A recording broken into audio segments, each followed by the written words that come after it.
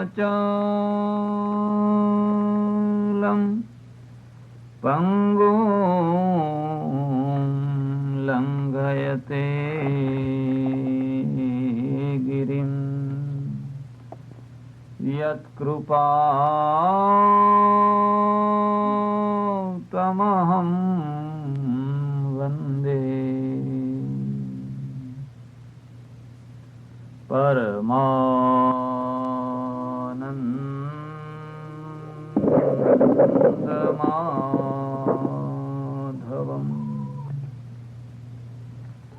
करचरणकृतं वा कायजं कर्मजं वा श्रवणनयनजं वा मानसं वा पराधम् विहितमविहितं वा सर्वमेतत् क्षमस्व। जय जय करुणाब्धे श्रीमहादेव शम्भो। ॐ नमो भगवते वासुदेवाय। भगवते वासुदेवाय। ॐ नमो भगवते वासुदेवाय।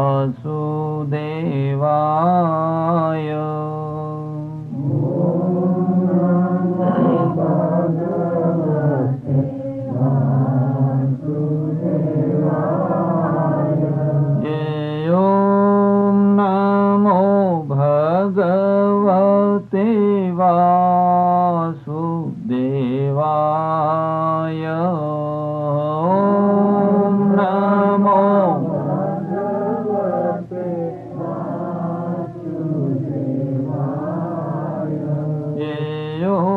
नमो भगवते वासुदेवाय।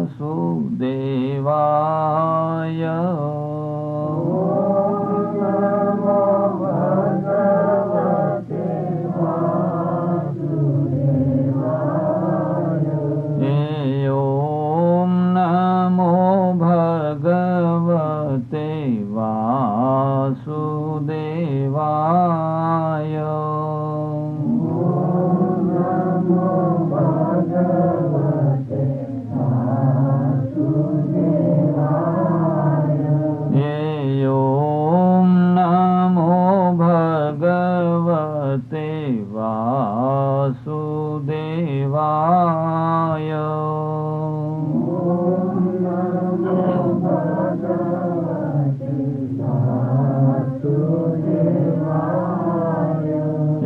ॐ नमो भगवते वासुदेवाय।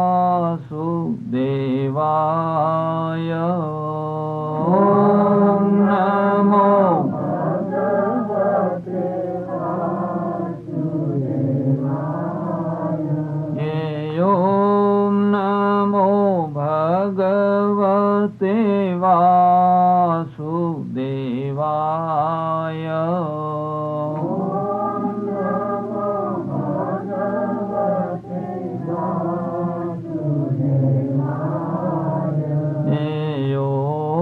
नमो भगवते वासुदेवाय।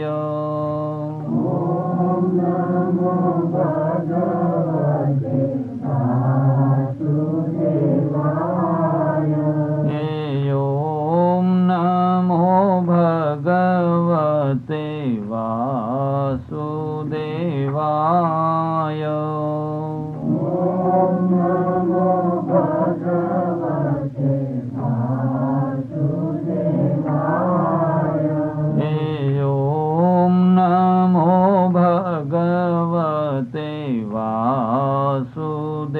वासुदेवाय।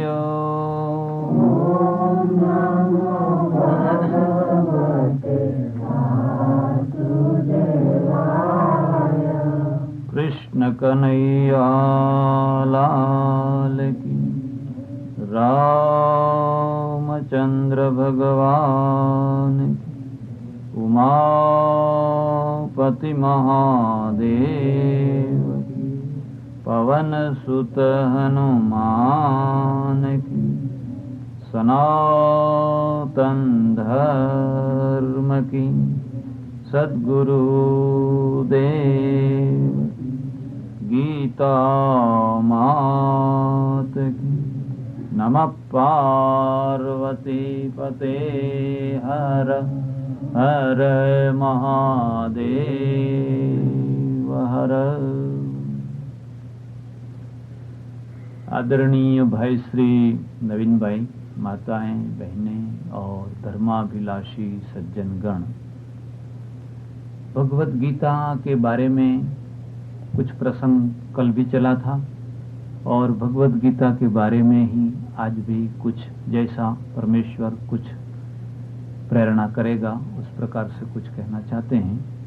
पहली बात तो ये याद रखना, शास्त्र जो है उसके दो भेद होते हैं।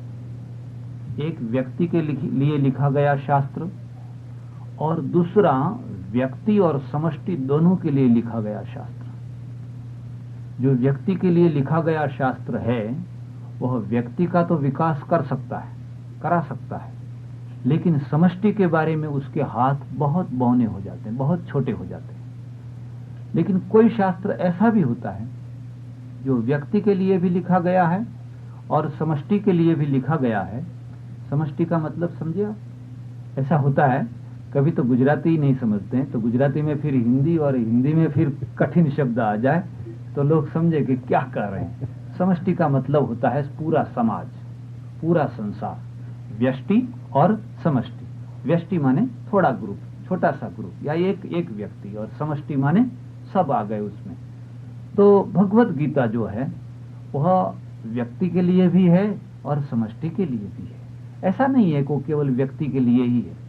कुछ शास्त्र ऐसे भी हैं जो व्यक्ति के लिए तो कुछ मार्गदर्शक हो सकते हैं, लेकिन शायद समष्टि के लिए इतने उपकारक न हो सकें। मैं उनके नाम गिनाना नहीं चाहता हूं, लेकिन आप अगर अनुसंधान करेंगे, रिसर्च करेंगे तो आपको पता चलेगा कि कुछ शास्त्र ऐसे भी होते हैं, खास करके जो फिलोसॉफी के ऊपर ज्यादा भार देते हैं, जो तत्वज्ञान के ऊपर ज्यादा भार देते हैं। और तत्वज्ञान में भी कोई विशेष प्रकार का तत्वज्ञान के ऊपर तो हो सकता है कोई व्यक्ति तो अपना विकास कर ले, लेकिन उसके द्वारा, माने उस ज्ञान के द्वारा और उस व्यक्ति के द्वारा समष्टि को ज्यादा लाभ नहीं होता है। भारत की सबसे बड़ी दुर्दशा अगर हुई हो तो इस रास्ते हुई है। हमारे यहाँ व्यक्ति महान हुए, प्रजा महान नहीं हुई, क्योंकि हमने व्यक्ति के ऊपर ज्यादा जोर दिया। बुद्ध हुए, महावीर हुए, कृष्ण हुए, राम हुए, नानक देव हुए, और पता नहीं अरविंद हुए, रामकृष्ण हुए, रमण महर्षि हुए। लेकिन बारंबार ये प्रश्न पूछा जाता है कि भाई रमण महर्षि बहुत उच्च कक्षा के थे, सही बात है, मान लो सही बात है, लेकिन उनके द्वारा जो समाज है या उनके द्वारा जो समाज को गाइडिंग किया गया वो क्या हुआ, वो किस ढंग का था। और जब इस बात में हम सोचते हैं, विचार करते हैं, ये नहीं समझना कि मैं रमण महर्षि के बारे में कह रहा हूं, मैं तो भारत के हरेक महापुरुष के बारे में कह रहा हूं कि वो तो महान थे ही, उसमें कोई शंका नहीं है, लेकिन उन्होंने जो समाज रचा या फिर रचा या नहीं रचा, या फिर समाज की उपेक्षा ही की, या फिर लोगों को ऐसा ही कहा कि तुम ये प्रपंच सब छोड़ो, तुम अपना भला कर लो। अगर ऐसा ही हुआ और कोई शास्त्र के द्वारा ऐसा ही हुआ या किसी व्यक्ति के द्वारा इसी प्रकार का उपदेश दिया गया कि तुम अपना भला कर लो, ये तो कुत्ते की पूंछ है। आज तक उसको कोई सीधा कर सका नहीं है। और क्यों बेकार का परिश्रम करते हो, व्यर्थ की मेहनत करते हो। थोड़े टाइम तक यूं सीधा करो और फिर छोड़ दो तो जैसी थी वैसी की वैसी। आज तक कोई इसमें सफल नहीं हुआ है, तो इस प्रपंच में क्यों पढ़ते हो। और ऐसा कह करके उस व्यक्ति को व्यक्तिवादी बना दिया, और व्यक्तिवादी बना दिया तो फिर समाज को क्या मिला? विवेकानंद को भी कभी ऐसा हुआ था, और उनके मन में भी ऐसा हुआ था। उनको बड़ी निराशा हुई। इतने इतने इस देश में, इस प्रजा के पीछे इतने महापुरुष पैदा हुए, और फिर भी प्रजा जहां की वहां है। नहीं, प्रजा इतनी गिरी हुई है, इतनी गिरी हुई है, मुझे कहते भी संकोच होता है, शर्म आती है। ये मांस खाने वाले, ये शराब पीने वाले, ये क्लबों में जाके नाचने वाले, सामान्य जीवन में जितने प्रामाणिक है, हम उतने प्रामाणिक हैं क्या?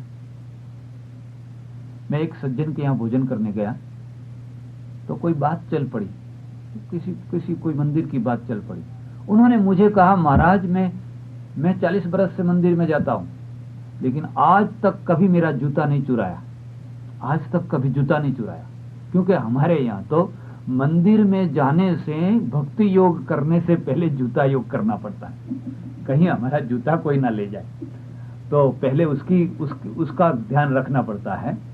और जगह पर तो हो, लेकिन मंदिर में भी ऐसा होता है। तो मैंने कहा, ये तो भाई तुम बड़े भाग्यशाली, तुम्हारा 40 बरस तक तुम मंदिर में जाते हो, 40 बरस से, और आज तक तुम्हारा जूता नहीं चुराया। कहते, जानते हो क्यों नहीं चुराया? नहीं, मैंने कहा नहीं, मंदिर में जाने के लिए स्पेशल जूता रखा है। मंदिर में जब जाते हैं तो इन्हीं जूतों को पहन। क्यों? वो चप्पल जो स्लीपर है ना, ऐसी है फटी टूटी कि लेने वाला भी तो आखिर कोई चीज ढूंढता है, वो भी तो कोई अच्छी चीज। लोग तो हल्ला करते रहते, महाराज नया का नया गया। अरे जरा इतना तो समझो, लेने वाला नया लेने आया है, कोई घिसा पिटा थोड़ा लेने आया है। अच्छा, ये भी ठीक है तुम्हारी बुद्धि जो है। तो पहले बुद्धि योग हुआ और फिर भक्ति योग बाद में जाके करेंगे, निश्चिंत होकर गए, कोई चुराने वाला नहीं। अगर नया जूता पहन के गए हैं तो मंदिर में थोड़ा ध्यान भगवान में रहेगा और ज्यादा ध्यान जूते में रहेगा। जरूरी है ये। किसी को कहो मत रखो मत रखो, तो कैसे मत रखो? फिर उसी बंबई में एक दूसरा आदमी मिला, उसने मुझे कहा, मैंने कहा भाई एक व्यक्ति मेरे को मिला कि 40 बरस से मैं मंदिर में जाता हूं, लेकिन हमारा जूता कभी चुराया नहीं। कहते, महाराज मेरा भी नहीं चुराया। मैंने सोचा तुम भी पुराने पहन के जाते हो, खास उसी ढंग के। नहीं, कह मैं तो नया पहन के जाता हूँ। नया पहन के जाते? हाँ, हम तो जो ऑफिस में पहनते हैं, सब जगह पहनते हैं, वही पहन के जाते हैं, और फिर भी नहीं चुराया। नहीं, फिर भी नहीं चुराया। वो कैसे? तो एक जूता इधर उतारता हूँ, एक उधर उतारता, दोनों एक जगह पर नहीं उतारे। अगर दोनों एक जगह पर उतारें तो लेने वाले को तो जोड़ी चाहिए, और एक लेके क्या करेगा? तो हम जो है ना, एक इस कोने पर उतारते हैं और दूसरा जाके बिल्कुल दूसरे कोने में जाके उतारते हैं, तो फिर वो हमारा सुरक्षित रहता है। मैंने कहा ये भी देखो बुद्धि योग जो है कितना प्रबल है। तो हमारी ये दशा है। कभी कभी मैं सोचता हूँ, और कभी कभी बहुत निराशा होती है। जिस देश को उपनिषद मिले, जिस देश को गीता मिली, रामायण मिली, ऐसे पता नहीं कितने अच्छे ग्रंथ मिले, और कितने अच्छे महापुरुष पैदा हुए, कितने बड़े बड़े महापुरुष पैदा हुए। मैं कोई अहंकार की बात नहीं करता हूँ, मैं कोई किसी का अपमान करने की बात नहीं करता हूँ, लेकिन मैं एक सच्ची बात करता हूँ। जो बाइबल है ना, वो बाइबल के अनुसार, माने बाइबल की तुलना की दृष्टि में तो हमारे यहाँ कितने ग्रंथ हैं। एक कबीर का ले लो, नानक का ले लो, तुलसी की रामायण ले लो, तो आप देखेंगे कि उसकी तुलना में तो उसमें कहीं अधिक भरा पड़ा है, कहीं अधिक ज्ञान भरा है, कहीं अधिक मानवता भरी है, कहीं अधिक फिलॉसफी भरी है, कहीं अधिक तत्व ज्ञान भरा, क्या नहीं भरा है। और ऐसे तो फिर एक ग्रंथ नहीं है, ऐसे तो सैकड़ों ग्रंथ हैं। बंगाल के अपने अलग हैं, यूपी के अपने अलग ग्रंथ हैं, पंजाब के अलग हैं, और द्रविड़ देश के अलग हैं। महाराष्ट्र के तो एकनाथ और तुकाराम और नामदेव और ज्ञानेश्वर के ग्रंथों को आप देखेंगे तो ऐसा लगेगा कि क्या भरा है, ये कितना ऊंचा ज्ञान है। लेकिन फिर भी उस देश की प्रजा की ये दुर्दशा क्यों है? ये गुलाम क्यों है? गरीब क्यों ही? दरिद्र क्यों ही? इज्जत बिना की क्यों ही? आज भी दुनिया भर में इंडिया की और इंडियन लोगों की उतनी प्रतिष्ठा नहीं है जितनी होनी चाहिए। हमको शर्म आती है, आपको भी आती होगी शर्म, जब इंडिया के बारे में कोई लोग थोड़ी सी ऐसी बात सुनाते हैं। मेरा इंटरव्यू लिया गया यमरीलो में, टीवी वालों ने आकर के, तो उन्होंने कहा भारत में लोग जाके आते हैं और कई प्रकार की शिकायतें करते हैं। भारत में गंदगी है, गरीबी है, बहुत सी बातें उसने कही। उसके विषय में आपका क्या कहना है? बात तो सच्ची थी। अब मैं झूठा बचाव करके क्या कर सकता हूं? लेकिन मैंने कहा भाई ठीक है, जो हमारे दोष हैं उनको हम ढांकना नहीं चाहते, उनका हम बचाव करना नहीं चाहते, उनकी हमको शर्म है और हम उसको दूर करना चाहते हैं। हम ये नहीं कहना चाहते हैं कि हमारे ये दोष नहीं है। लेकिन दूसरी बात ये भी याद रखना, इंडिया में जो दुर्दशा है, जो शर्म की चीजें हैं, उतनी ही शर्म की चीजें यहां भी है, उतनी ही, उससे भी कम नहीं, उससे ज्यादा है। लेकिन वो दूसरे कोने की शर्म है, ये दूसरे कोने की शर्म है। शर्म तो यहां भी उतनी ही बात है। मैं कहना नहीं चाहता हूं कि यहां क्या है। दूसरी ये भी बात है भारत के बारे में, यहां आप लोग जो टीवी पर बताते हैं या और लोग जो लिखते हैं, वो केवल एक पक्षी लिखते हैं। ऐसा ही फुटपाथ पर सोया हुआ आदमी बता दिया, 10-20 आदमी बता दिए, माने लोग ये समझने लग जाए कि भारत में तो हर एक आदमी फुटपाथ पर ही सोता है। कोई जो पत्तल में खाते हुए आदमी को दिखा दिया तो लोग यही समझने लग जाए कि हर एक आदमी यहाँ पर इसी प्रकार पत्तल को झोंट के खाता है। तो ये एक पक्षी है। भारत में ये है, लेकिन भारत दूसरा भी है। और अगर दूसरा भारत को आप देखेंगे तो मैं आपको ये कहूंगा कि दूसरा भारत अमेरिका से ज्यादा समृद्ध है, ज्यादा पैसे वाला है। आपके घर में 10 मन गेहूं नहीं होगा, आपके घर में 5 डिब्बे तेल नहीं होगा, आपके घर में 20, 25, 50 तोला सोना नहीं होगा।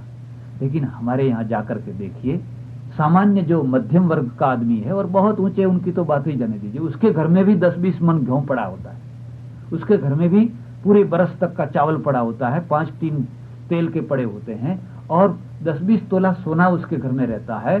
चाहे वो कर्ज में ही क्यों ना चलाता हो, लेकिन उसकी स्त्री के ऊपर 5-10 तोला तो सोना रहता ही है। उस भारत को तो आप कभी यहाँ नहीं दिखाते। आप तो उसी भारत को ढूंढते हैं जहां पत्तल में लोग खाते हैं और जहां फुटपाथ पर सोते हैं। थोड़ा दोष आपका भी है। और मैंने उनको कहा, ये आप याद रखिए, मैं यहाँ से जाऊंगा तो एम्पायर स्टेट बिल्डिंग की स्लाइड लेके जाऊंगा, वर्ल्ड ट्रेड सेंटर है उसकी स्लाइड लेके जाऊंगा, और यहाँ की जो विभूतियां हैं उनकी स्लाइडें लेके जाऊंगा, लोगों को दिखाऊंगा, देखो ये अमेरिका है। मैं उन चीजों को लेके नहीं जाऊंगा जहां अमेरिका गिरा हुआ है, और इतना गिरा हुआ है, शायद हम उस दृष्टि से बहुत अच्छे हैं। इसलिए यहाँ जिनको आप गिरे हुए गरीब लोग समझते हैं, वह भारतीय भी मन में एक चिंता करता है, यहाँ पैसा तो है लेकिन हमारे बच्चों का क्या होगा? अगर हमारे बच्चे यहाँ बड़े हुए, क्या ये ऐसे ही हो जाएंगे जैसे यहाँ के लोग हैं ऐसे? और वो डरता है। एक तरफ पैसा है और दूसरी तरफ एक दूसरा कल्चर है, जिस कल्चर में मानवता नहीं, जिस कल्चर में सगी माँ, सगा बाप और भी लोग जो हैं वो बूढ़े अवस्था में, वृद्धावस्था में और दूसरी अवस्थाओं में तरस के मरते हैं। तो एक दूसरा भी कल्चर है जहां आदमी फट से शूट कर देता है, गन चला देता है। हमारे यहाँ इतनी जल्दी आदमी को मारा नहीं जाता है। आदमी लड़ते हैं, हल्ला गुल्ला करते हैं, शोर शराबा मचाते हैं, 10, 20, 50 आदमी इकट्ठे हो जाते हैं, 2-4 आदमी बीच में आते हैं, फिर छुड़ा देते हैं, अलग हो जाते हैं, हो गया, बात हो गई पूरी। लेकिन यहाँ तो 10, 20, 50 आदमी इकट्ठा होने का टाइम ही नहीं होता है, या होने की जरूरत ही नहीं होती है। घोड़ा फट से दबा दिया, एक करोड़ों की जिसकी जान रही, पता नहीं वो एक लौता लड़का रहा या क्या रहा। कल ही टीवी पर आपने देखा होगा, समाचार में किसी को मार दिया, मैंने देखा था कल ही, एक यहाँ का बड़ा अच्छा आदमी, तो वो तो फट से उसको उड़ा देते हैं। क्या आप लोगों को इन सब से शर्म नहीं आती है? आप स्पेस में तो पहुंचे हैं, लेकिन धरातल पर क्या हो रहा है? यहाँ रसातल का निर्माण हो रहा है, यहाँ तो रसातल का निर्माण हो रहा है। यहाँ का आदमी ड्रग लेता है, ड्रग लेके जीता है, और पता नहीं हमारे आसपास अगल बगल में बैठा हुआ कौन सा ऐसा आदमी है जो ड्रग लिया हुआ है, जिसकी जिंदगी जो है सामान्य जीवन से भटक करके इतनी गिरी हुई हो गई है कि हम कल्पना नहीं कर सकते हैं कि बगल में बैठा हुआ आदमी कितना गिरा हुआ है। हम कह भी नहीं सकते, बोल भी नहीं सकते। तो यहाँ भी शर्म की चीज है। उसने कहा, महाराज बिल्कुल ठीक कहते हैं, बिल्कुल सच कहते हैं। मैंने कहा, हमको शर्म है हमारे देश की, मैं बचाव करने नहीं आया हूं, लेकिन ये भी याद रखना कि अगर किसी देश को देखना है, किसी प्रजा को देखना है, किसी संस्कृति को देखना है तो उसका ब्लैक पक्ष ही नहीं देखा करना। और अगर ऐसा ही देखा करेंगे तो आप दो प्रजाओं के बीच में एक बहुत बड़ी भ्रांति पैदा करते हैं, बहुत बड़ी भ्रांति पैदा करते हैं। गांधी जी ने कहा था, भारत को देखना है तो बंबई में नहीं देखना, कलकत्ते में नहीं देखना। भारत को देखना है तो जाओ दूर दूर के गांवों में जाकर के देखो, झोंपड़े में जाके देखो, उन गरीब लोगों को देखो जिनके घर में खाने की अच्छी प्रकार से तसली भी नहीं है, अच्छी प्रकार के बर्तन भी नहीं है, लेकिन रात के 12 बजे जाकर के आप उनके किवाड़ को खड़खड़ाइए, वो औरत बाहर आएगी, वो पुरुष बाहर आएगा और आपको पूछेगा आप कहां से आ रहे हैं, आप क्या चाहते, क्यों आप कहेंगे भाई रात के 12 बज गए हैं और जाने की कोई दिशा नहीं सूझ रही है, अब हम सोचते हैं क्या। अरे सोचने की क्या बात है, ये आपका घर है, ये तो आपका ही घर है। रात के 12 बजे वो चूल्हा जलाएगी, लकड़ी से, गैस नहीं। वो रात के 12 बजे भैंस होगी तो भैंस का दूध निकालेगी, घर में दूध नहीं होगा तो दूध निकालेगी, और रात के 12 बजे वो पूड़ी और साग, चाहे रोटी और दूध, माने जो कुछ होगा लुखा सूखा जो उसके घर में होगा वो यह अतिथि को खिलाएगी, उसको सुलाएगी, अपने खुद नीचे सो जाएंगे, कमरा खाली कर देंगे और अतिथि अनजाने आदमी को सुलाएंगे। यहाँ तो सगा बाप जाके मोटेल में रहता है, होटल में रहता है और लड़के को फोन करता है मैं आया हूँ, तुम्हारी फुर्सत हो तो मिलने आऊं मैं। वो कहता है मैं टीवी देखता हूँ, गेम आ रही है, अभी मेरे को फुर्सत नहीं है, शाम के 4 बजे आना। मैं किसी की बुरी चीज नहीं कहना चाहता हूँ, लेकिन मैं ये कहना चाहता हूँ कि जहां एक तरफ एक दिशा का विकास होता है तो एडवांस का मतलब क्या है, हर एक दिशा में एडवांस, हर एक दिशा में। और हर एक दिशा का मतलब आप समझे, वो जो क्राइम है ना, वो क्राइम में भी एडवांस है, क्राइम गुनाह करने में भी एडवांस है, हर दिशा में एडवांस है। इसलिए भगवत गीता जो है, उस भगवत गीता में मेरे को कभी कभी दुख होता है कि ऐसी गीता जिस प्रजा को प्राप्त हुई, ऐसे महापुरुष प्राप्त हुए, इतने बड़े बड़े संत प्राप्त हुए, और उस देश की इतनी दुर्दशा क्यों है। कभी हमने समष्टि के बारे में सोचा या नहीं सोचा? हम केवल व्यक्ति के लिए ही सोचते रहते हैं। बुद्ध ने कहा, आप जानते होंगे, बुद्ध ने कहा और उनके अनुयायी कहते हैं, बुद्धम शरणम गच्छामि, धम्मम शरणम गच्छामि और संघम शरणम गच्छामि, संघम शरणम गच्छामि। हमने कभी संघ के बारे में नहीं सोचा, इसलिए हम व्यक्तिवादी हैं, हम समष्टिवादी नहीं है, हम समाजवादी नहीं है। हम हमेशा एक व्यक्ति के बारे में सोचते हैं, मेरे भाइयों का क्या होगा, मेरी पूरी प्रजा का क्या होगा, मेरे देश का क्या होगा। इसी दृष्टि से हम नहीं देखते हैं, हम तो यही सोचते हैं मेरा क्या होगा और मैं अपना उद्धार कर लूं। ये जन्म बड़ा दुर्लभ है, मैं इसको आध्यात्मिक स्वार्थ कहता हूं। आध्यात्मिक स्वार्थ, जैसे वो व्यावहारिक स्वार्थ होता है, इसी प्रकार का यह आध्यात्मिक स्वार्थ है। और इसलिए बुद्ध ने कहा, चरथ भिक्खवे बहुजन हिताय बहुजन सुखाय। चरथ भिक्खवे, भिक्खुओं गुफा में बैठ मत जाना, किसी एकांत जगह में कैद मत हो जाना, जिनमें हजार हजार लोगों का भला होता हो, ऐसे काम करना। बहुजन हिताय बहुजन सुखाय। विवेकानंद को भी ये चीज हुई। उन्होंने कहा, एक कुत्ते की पूंछ जो है कोई सीधा तो कर सकता नहीं, थोड़े दिन के लिए, थोड़े टाइम के लिए सीधी होती है। आप देखा 1947 का भारत देखा, 1948 का भारत देखा और जाके 1981 का भारत देखिए। 1981 के नेता को देखिए, पूरे एडमिनिस्ट्रेशन को देखिए, आपको ये हो जाएगा कि गांधी जी का भारत है, जिस देश में लोग कुर्सी लेने के लिए कतराते रहे, दूर भागते रहे, नहीं मेरे को मंत्री नहीं होना है, आप बैठे। अच्छी अच्छी विभूतियों को चुन चुन कर बिठाया जाता है, वहां अब अच्छी अच्छी विभूतियों को लातें लगा लगा करके दूर फेंका जाता है। और जिनको कोई अनुभव नहीं है, जिनमें कोई क्षमता नहीं है, योग्यता नहीं है, वो आकर के जबरदस्ती बैठ गए, किसी प्रकार से बैठ गए। अहमदाबाद गांधीनगर की एक बात बताऊं मैं आपको, फिर दूसरी बात कहूं। मेरे एक परिचित भाई हैं, सचिवालय में काम करते हैं, बड़ी अच्छी पोस्ट पर। उन्होंने मुझे सुनाया, 5-7 बरस की बात है। कहते हैं जब नया मंत्रिमंडल बना और 5-10-15 दिन हो गए होंगे, तो एक उपमंत्री थे, उपमंत्री। तो किसी मंत्री के यहाँ गए तो उनके यहाँ से ठंडा पानी, आइस वाला वो ठंडा पानी जो है आया, शरबत जैसा कुछ। तो उन्होंने सोचा भाई आइस कहाँ से लाए? तो कहने आइस नहीं है, तो फ्रिज में रखा हुआ था, फ्रिज में जो रखा है वो ठंडा। कुछ बोला नहीं। घर आकर के उन्होंने इतना कड़ा कागज लिखा कि सब मंत्रियों को फ्रिज दिया है और मुझे क्यों फ्रिज नहीं दिया है? मैं भी उप मंत्री हूँ, मेरे यहाँ भी फ्रिज होना चाहिए। तो हमने फाइल में वो देखा, रिकॉर्ड में, तो उनको भी फ्रिज भेजा हुआ है। फिर क्यों ऐसा हुआ? रास्ते में कुछ ऐसा हुआ, क्या हुआ? तो हमारे यहाँ से 2 आदमी गए पता लगाने के लिए, भाई इनको जो फ्रिज भेजा था उसका क्या हुआ। जाकर किचन में देखा तो फ्रिज नहीं, बगल में जो स्टोर रूम था उसमें देखा तो फ्रिज नहीं। सोचा क्या हुआ होगा, तब देखा तो बेडरूम है ना, उस बेडरूम में फ्रिज पड़ा हुआ है। अरे यहाँ बेडरूम में रखा हुआ है। और जाके देखा और खोला तो उनकी जो औरत थी, उन्होंने अपनी साड़ियां और ब्लाउज और अपने जो है वो नीचे का पहनने का, वो सब उसमें भरे थे, सब भरे हुए। उन्होंने सोचा ये कोई कबाट है, ये भी कोई कबाट है चीजें रखने का, तो उसमें सब वो भरे हुए। अब क्या कहें उनको? कहा भाई ये रहा ये फ्रिज। तो वो बड़े शर्मिंदा हुए। उन्होंने कहा देखो किसी को कहना नहीं, किसी को कहना नहीं। तो महाराज अब क्या करें?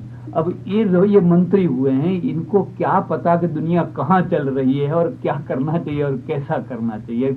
वो सेक्रेटरी को पूछता है और सेक्रेटरी जो कहे उन पर उनको सिग्नेचर कर देनी पड़ती है। उनमें क्षमता नहीं है। हमारी दुर्दशा है, हमें दुख होता है। हमारे यहाँ की विभूतियां रास्ते में ठोकरें खाती है, चाहे वो नार्लिकर हो, चाहे वो हरगोविंद खुराना हो, चाहे वो और पता नहीं कितने रविंद्रनाथ हो या और कितने लोग हों, ठोकरें खाते हैं। और जिनमें कोई क्षमता नहीं है या बहुत कम क्षमता है, उनको उठा करके ऊपर बिठा दिया जाता है। देश रसातल में जा रहा है, प्रजा रसातल में जा रही है। क्यों ऐसा हुआ? रामकृष्ण परमहंस ने कहा विवेकानंद को, निराशा आ गई जीवन में, निराशा आ गई, कुछ नहीं करना है, अपने आत्मा का उद्धार कर लो, अपना भला कर लो। ये तो सब ऐसे के ऐसे ही हैं। काजर की कोठरी में कैसो हूँ सयानो जाए, काजर की एक रेख लागी हूँ पे लागी। ये तो काजर की कोठरी है, इसको कहां तक पुताई करोगे, कहां तक सफेदी करोगे? ये तो काली है ही है। रामकृष्ण ने कहा नहीं, तुम गलत समझे हो, तुम गलत समझे हो। ये जो कुत्ते की पूंछ है ने, वो सीधी होने के बाद जब उसको छोड़ देते हैं और फिर जैसी थी वैसी की वैसी जो हो जाती है ना, वो ठीक है, वही ऐसा ही होना चाहिए, ऐसा ही होना चाहिए। हाँ, अरे पागल, जरा सोच तो सही। एक बार किसी ने सीधी कर दी और सदा सदा के लिए वो सीधी हो गई, तो मैं और तू फिर काम क्या करेंगे? मानो जो भगवान राम आए और उन्होंने पूंछ को सीधा कर दिया, बस हो गई सीधी, बस तो फिर तो आगे कोई जीवन ही नहीं रहा, फिर तो कुछ हुआ ही नहीं। आपने आज भोजन किया और 10 बरस तक भूखे ही नहीं लगे, भूखे ही नहीं लगे, वो तो कोई जीवन है? जीवन तो उसमें है शाम होते होते भूख लग जाए, और भूख लगने के बाद में फिर इतनी वैरायटियां आपके सामने पड़ी हो कि आज क्या करना। मेरे को एक आदमी ने कहा महाराज फलाफल खाना है। मैं कहा भाई फलाफल क्या बला है? कि नहीं एक ये भी एक चीज। अरे कई नाम बताए। मैंने कहा नहीं, हम तो भाई दाल रोटी खाएंगे जो अपने खाते हैं, तो कई वैरायटियां है उसमें, तो जीवन है।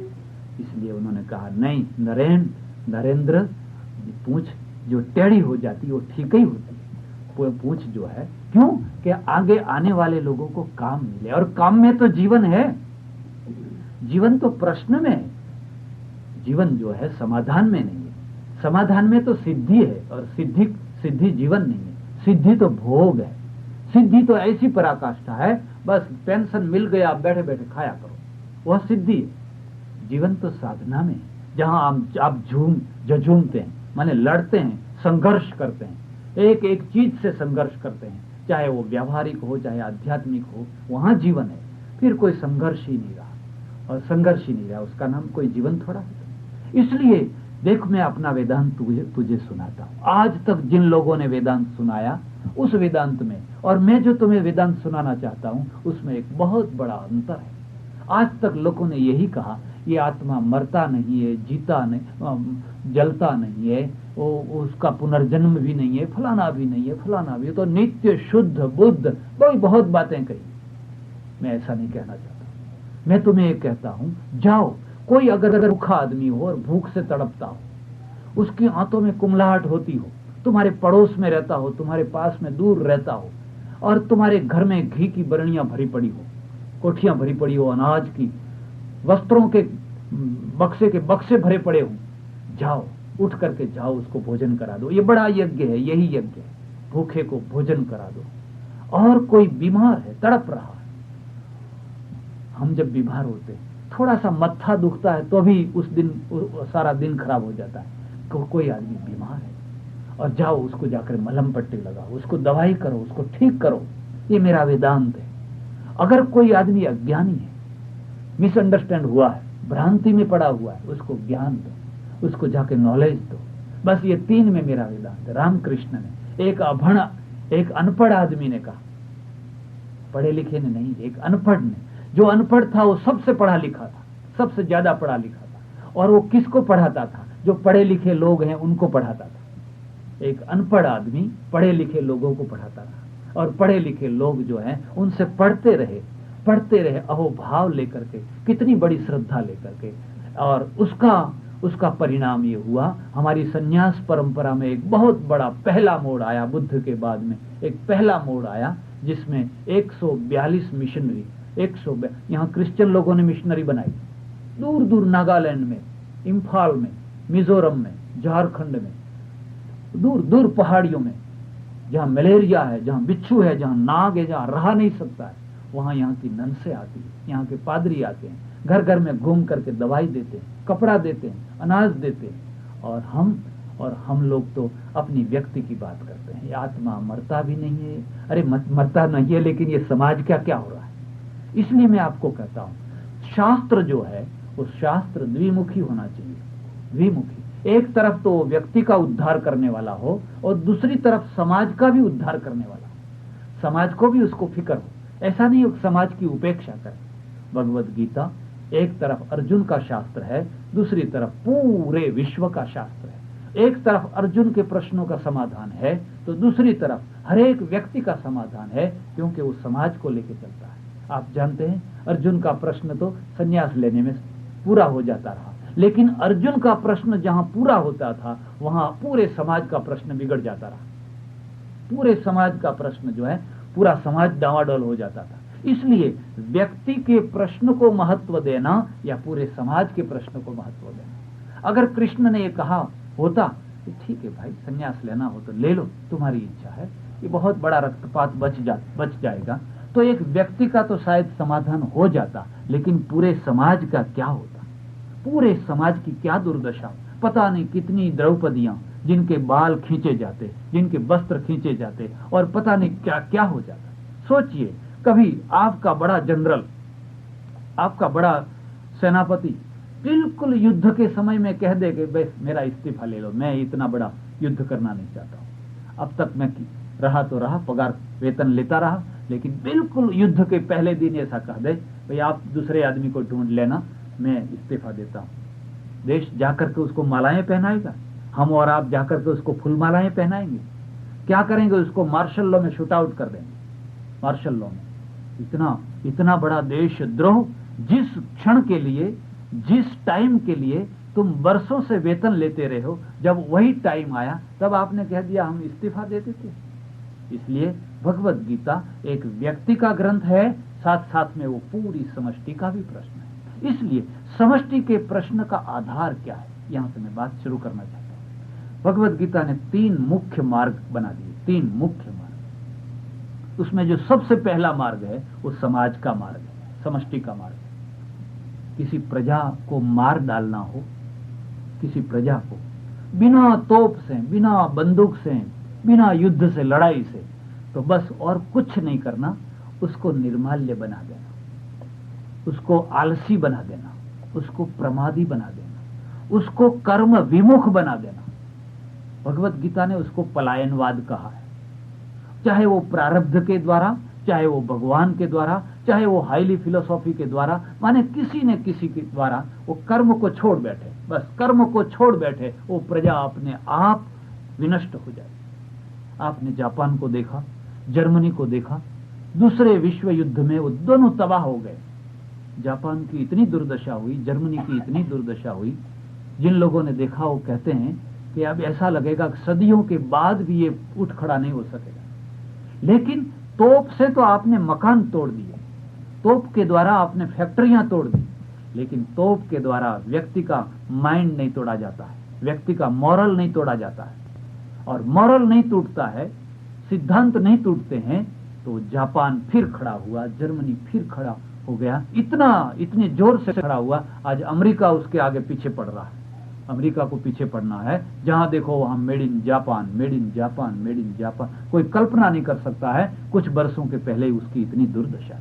क्यों ऐसा हुआ? तोप से आप किसी प्रजा को नहीं मार सकते। हाँ, मारने का अच्छा तरीका यह है उसके माइंड को मार दो। वियतनाम से अमेरिका को क्यों भगना पड़ा? इनके पास में जो था, जो वेपन्स थे, उसकी तुलना में तो वो जो गुरिल्ला थे उनके पास में 1000 गुना भी कुछ नहीं था, कुछ भी नहीं था उनके पास में। फिर भी इतनी बड़ी शक्ति को क्यों भागना पड़ा? उसके पास में एक मॉरल था, एक शक्ति थी, और वो क्या था? पलायनवाद नहीं, करेंगे या मरेंगे। तस्माद युद्धस्व भारत, तस्माद युद्धस्व भारत। युद्ध करता चल, पीछे मत मुड़ करके देख, तू अपना कर्तव्य करता चल, कर्म करता चल, और कर्म का नाम ही तो गीता है। इसलिए आप देखेंगे कि भगवत गीता का जो पहला अध्याय है वो पूरी गीता का फाउंडेशन है। गीता कोई गुफा में लिखा गया ग्रंथ नहीं है, गीता कोई सोच समझ करके लिखा गया ग्रंथ नहीं है। गीता तो युद्ध में जो एक विकट परिस्थिति हुई, उस परिस्थिति का तुरंत जवाब है, सोचा समझा नहीं, तुरंत जवाब है। कभी कभी ऐसा भी होता है कि आपके सामने अकस्मात एक भयंकर परिस्थिति हो जाए, आप सोचेंगे कल इसका निकाल कर देंगे, कल तक तो कितना अनर्थ हो जाएगा, तुरंत उसका जवाब है, और तुरंत जवाब है। इसलिए ये युद्ध भूमि में पैदा हुआ ग्रंथ है। तो पहला जो है वो अर्जुन का विषाद है, और विषाद उसका पूरा बेद है गीता के लिए, मोह है। अर्जुन ने कहा एक बार, अच्छा हुआ भगवान मुझे मोह हुआ, अगर मुझे मोह नहीं होता तो गीता नहीं होती। मोह हुआ तो निराकरण हुआ नहीं। मैं बीमार होता तब आप उसका इलाज करते हैं, और मेरे इलाज में दुनिया का इलाज हो गया, वर्तमान जगत का नहीं, आने वाले जगत का भी इलाज हो गया। अच्छा हुआ कि मैं बीमार हुआ, अच्छा हुआ। दूसरे अध्याय, जो दूसरा अध्याय है, उस दूसरे अध्याय में पूरे बाद के 16 अध्याय के बीज रख दिए। दूसरा अध्याय पूरी गीता है, आप कभी पढ़ना तो पढ़ना, देखना। दूसरा अध्याय जो है व्यावहारिक भूमिका से प्रारंभ किया। क्लैब्यम मास्म गर्म गमः पार्थ नैतत्त्वय्युपपद्यते क्षुद्रम हृदय दौर्बल्यम त्यक्तो तिष्ठ परंतप। व्यावहारिक भूमिका से उसका प्रारंभ किया, और एषा ब्राह्मी स्थिति पार्थ नैनाम प्राप्य विमुह्यति स्थित्वा श्यामंत कालेपि ब्रह्म निर्वाण मृच्छति। यह अंतिम श्लोक हुआ। ब्राह्मी स्थिति में उसकी समाप्ति हुई। जब ब्राह्मी स्थिति बता दी, अब आगे गीता की क्या जरूरत है? ब्राह्मी स्थिति का मतलब समझे, दूसरे अध्याय में ही स्थित प्रज्ञ के लक्षण है, स्थित प्रज्ञ की बात है। दूसरे अध्याय में बाद के 16 अध्याय के हरेक बीज को रख दिया है, हरेक बीज को। आत्मवाद को रखा, अनात्मवाद को रखा, आत्मवाद को भी रखा। अथ चैनम नित्य जातम नित्यम वा मन्यसे मृतम तथापि तुम महाबाहो नैवम सोचितुम अर्हसि। अगर तुम आत्मा को अमर नहीं मानता है और ऐसा समझता है कि शरीर के साथ में पैदा होता है और शरीर के साथ में वो नष्ट हो जाता है, तो भी तुम्हें शोक नहीं करना चाहिए। अथ चैनम नित्य जातम, नित्य पैदा होने वाला, जैसे बुद्ध कहते हैं, बौद्ध कहते हैं, क्षण क्षण में चित्त धारा उत्पन्न होती है और चित्त धारा का विनाश होता है। नैवम सोचितुम अर्हसि, तो अभी तुम्हें शोक नहीं करना चाहिए, युद्ध करना चाहिए। दूसरे अध्याय में बाद के जो 16 अध्याय हैं, उन सारे अध्यायों का बीज रख दिया। आप कभी रिसर्च करना चाहें, बहुत शांति से एक एक श्लोक को लेकर सोचेंगे, ये श्लोक में से 12वां अध्याय शुरू हुआ, इस श्लोक में से 15वां अध्याय शुरू हुआ, इस श्लोक में से 16वां अध्याय शुरू हुआ। आप देखेंगे उसमें से कुछ श्लोकों के ग्रुप हैं जिनमें से आगे के अध्याय प्रारंभ किए गए, और अंत में कह दिया, देखो किसको शांति मिलती है। विहाय कामान यह सर्वान पुमांस चरति निष्प्रिय निर्ममो निरहंकार सशांति मधिगच्छति। सशांति जैसे वो समुद्र है, उस समुद्र में सारी नदियां जाकर के इकट्ठी होती है, फिर भी समुद्र में कोई उफान नहीं आता है। तद्वत् कामा यम प्रविशन्ति सर्वे सशांति मापनोति न कामका। फिर तीसरे अध्याय से गीता शुरू नहीं हुई, दूसरे अध्याय का व्याख्यान शुरू हुआ। हमारे यहाँ क्या नियम है, पहले संग्रह वाक्य कहा जाता है। संग्रह वाक्य का मतलब एक इतना छोटा सा वाक्य जिसमें सारी चीजों का संग्रह कर लिया गया हो, एक छोटा सा वाक्य। जैसे यहाँ कोड वर्ड होता है, यहाँ भी होता है कोड वर्ड होता है। कोड वर्ड का फिर विस्तार करो तो उसमें से इतना अर्थ निकले, इतना अर्थ निकले। तो प्राचीन पद्धति संस्कृत में भी यही नियम रहा। पहले एक संग्रह वाक्य होता है, बस उस संग्रह वाक्य का फिर एक एक शब्द का, एक एक अक्षर का व्याख्यान करते जाओ, करते जाओ, करते जाओ, तो उसको व्याख्यान कहते हैं। और तीसरा अध्याय जो शुरू हुआ वो व्याख्यान है। जायसी चेत कर्मणस्ते मता बुद्धिर जनार्दन तत्किम कर्मणि घोरे मान योजयसि केशव। अर्जुन ने प्रश्न पूछा है, जनार्दन जनान अर्दयति नाशयति इति जनार्दन। बड़ी सुंदर व्याख्या। जनार्दन नाम क्यों रखा? एक एक शब्द का कोई न कोई मतलब। जनान अर्दयति नाशयति तर्दयति इति जनार्दन, जो लोगों को नाश कर दे, जो लोगों को नाश कर दे, ऐसा किसी आचार्य ने अर्थ किया। माने ठीक है, परमेश्वर ही तो विनाश करता है, वही ब्रह्मा होकर सृष्टि, विष्णु होकर पालन और महादेव होकर के संहार वही करता है, लेकिन आकर्षण नहीं हुआ। रामानुज ने उसका थोड़ा अर्थ बदल दिया। जनान, जनान का अर्थ कर दिया दुष्ट जनान। जनान के साथ में क्या जोड़ दिया? दुष्ट जनान। फिर दुष्ट जनान की फिर व्याख्या कही, नहीं भक्त मनो, भक्त जो है उसके मन को दुखी करने वाले जो आदमी है उनको भक्त, भक्त मन भंजकान, भक्त के मन को पीड़ा देने वाले जो दुष्ट लोग हैं उनको अर्दयति तर्दयति नाशयति इति जनार्दन। अर्थ समझे? रामायण में एक जगह पर लिखा है, मेरा अपराध कोई करे तो मैं उसके ऊपर कुपित नहीं होता, लेकिन अगर कोई मेरे भक्त को सताए तो मैं ज्यादा देर तक उसको क्षमा करता। जो अपराध भगत कर करही राम रोष पावक सो जरही। जो अपराध भगत कर कर, अब मेरे मंदिर में आवे और मेरे जेवर ले जाए या और भी कुछ कर जाए, मैं उसको कुछ नहीं बोलता, ले जा बेटा, ये तो फिर लाएंगे लाने वाले, तू लेना हो तो ले जा। लेकिन जो अपराध भगत कर करही, लेकिन अगर कोई मेरा सच्चा भक्त हो और उसको पीछे पड़ के उसको हरदम सताता रहे, मैं उसको क्षमा नहीं करता, मैं उसको फिर ताड़न करता हूं। काशी बनारस है और उस तरफ सामने रामनगर है, कभी आप गए होंगे तो पता होगा।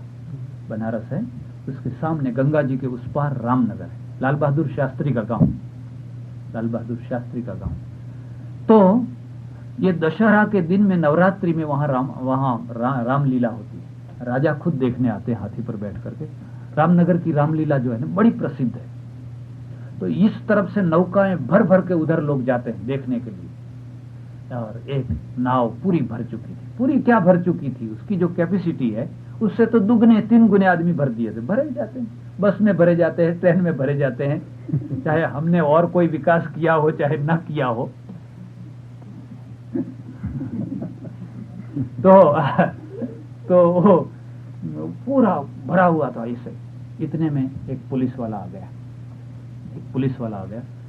नाव थोड़ी आगे बढ़ चुकी थी, माने थोड़ी छूटने वाली थी। वो आ गया, इधर लाओ, वापस लाओ। तो मल्लाह को तो डरना पड़ता, वापस लाओ, वापस थोड़ा सा ला। मैं आना चाहता हूँ कि भाई भर गई है, अब यहाँ पांव रखने की जगह नहीं है। ऐसा करो, एक आदमी को उतार दो मेरी जगह पर, मेरे को बैठना। वहां तो पुलिस शाही है, नौकरशाही है, लोकशाही नहीं है, जनतंत्र नहीं है, सर्वेंट तंत्र है।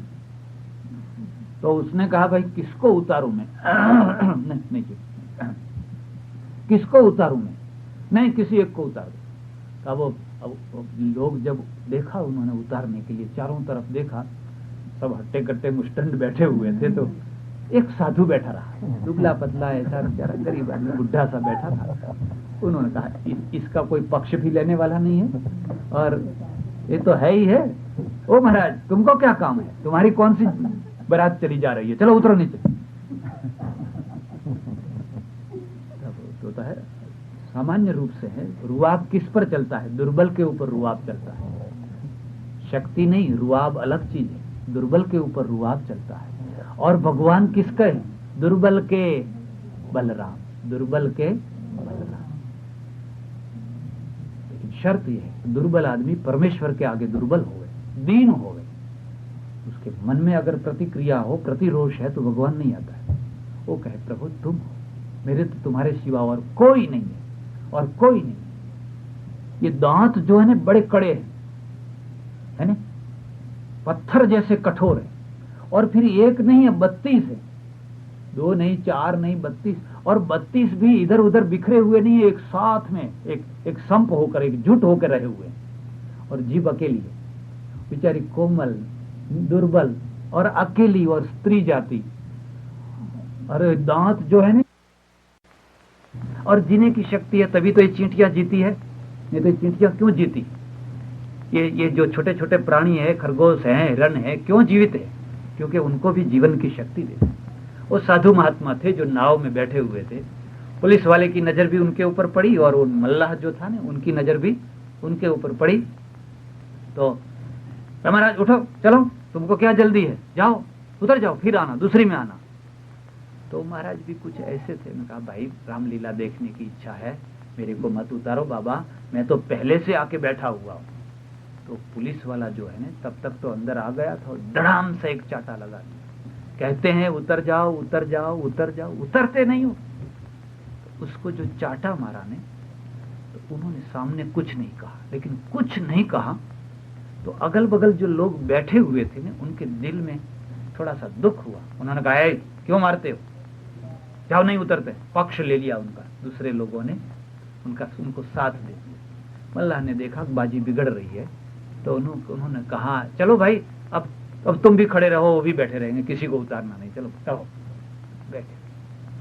और जब रामनगर आया, नाव में से उतरने का समय आया, तो आपको शायद पता होगा कि हमारे यहाँ तीर्थों में बड़े बड़े कछुए होते हैं, बड़े बड़े, और उन कछुओं से बचाने के लिए थोड़ी सी बाड़ कर लेते हैं, कछुए अंदर ना जाए, जहां लोग नहाते हों। मथुरा में इधर उधर आप जाके देखना तो अभी नाव किनारे पर ठीक से पहुंची भी नहीं है, और पुलिस वाले ने सोचा कि मैं जल्दी से छलांग लगा करके वहां कूद करके बैठ जाऊं।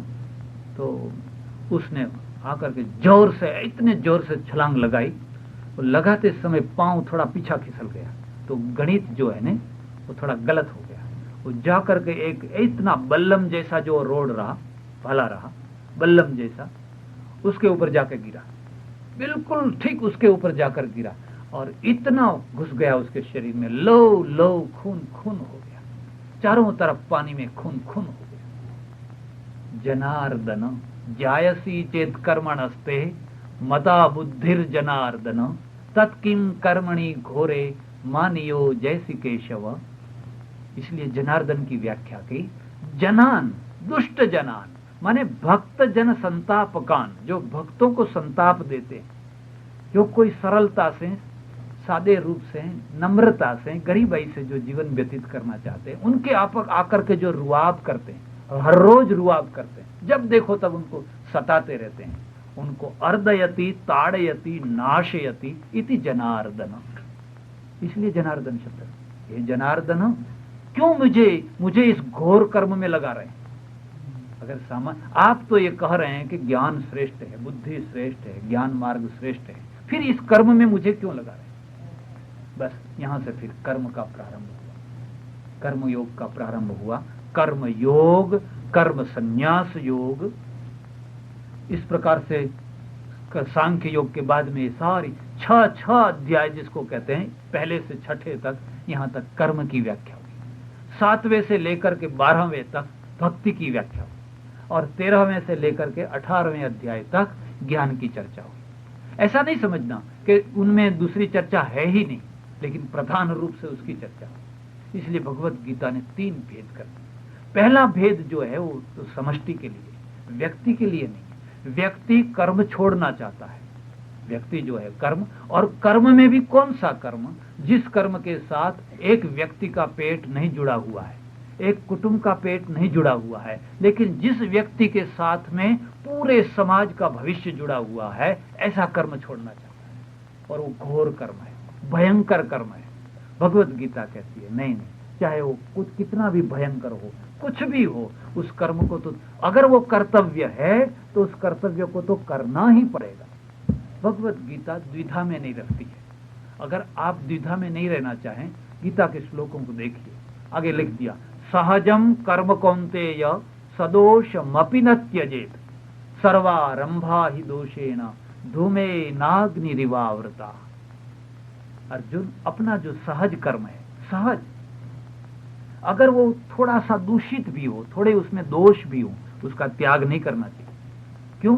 सर्वारंभा ही दोषेण धूमे नाग्निरिवावृता। हर एक कर्म में कोई न कोई दोष तो होता ही है, दोष बिना का कोई कर्म होता ही नहीं। लेकिन कुछ लोगों ने दोष देख करके एक एक कर्म का निषेध करना शुरू कर दिया। अरे इसमें ये दोष है, नहीं करना, इसमें ये दोष है, नहीं करना, बावड़ी नहीं खोदना, प्याऊ नहीं लगाना, पानी नीचे गिरेगा तो कितने जंतु मर जाएंगे, कितने जंतु मर जाएंगे।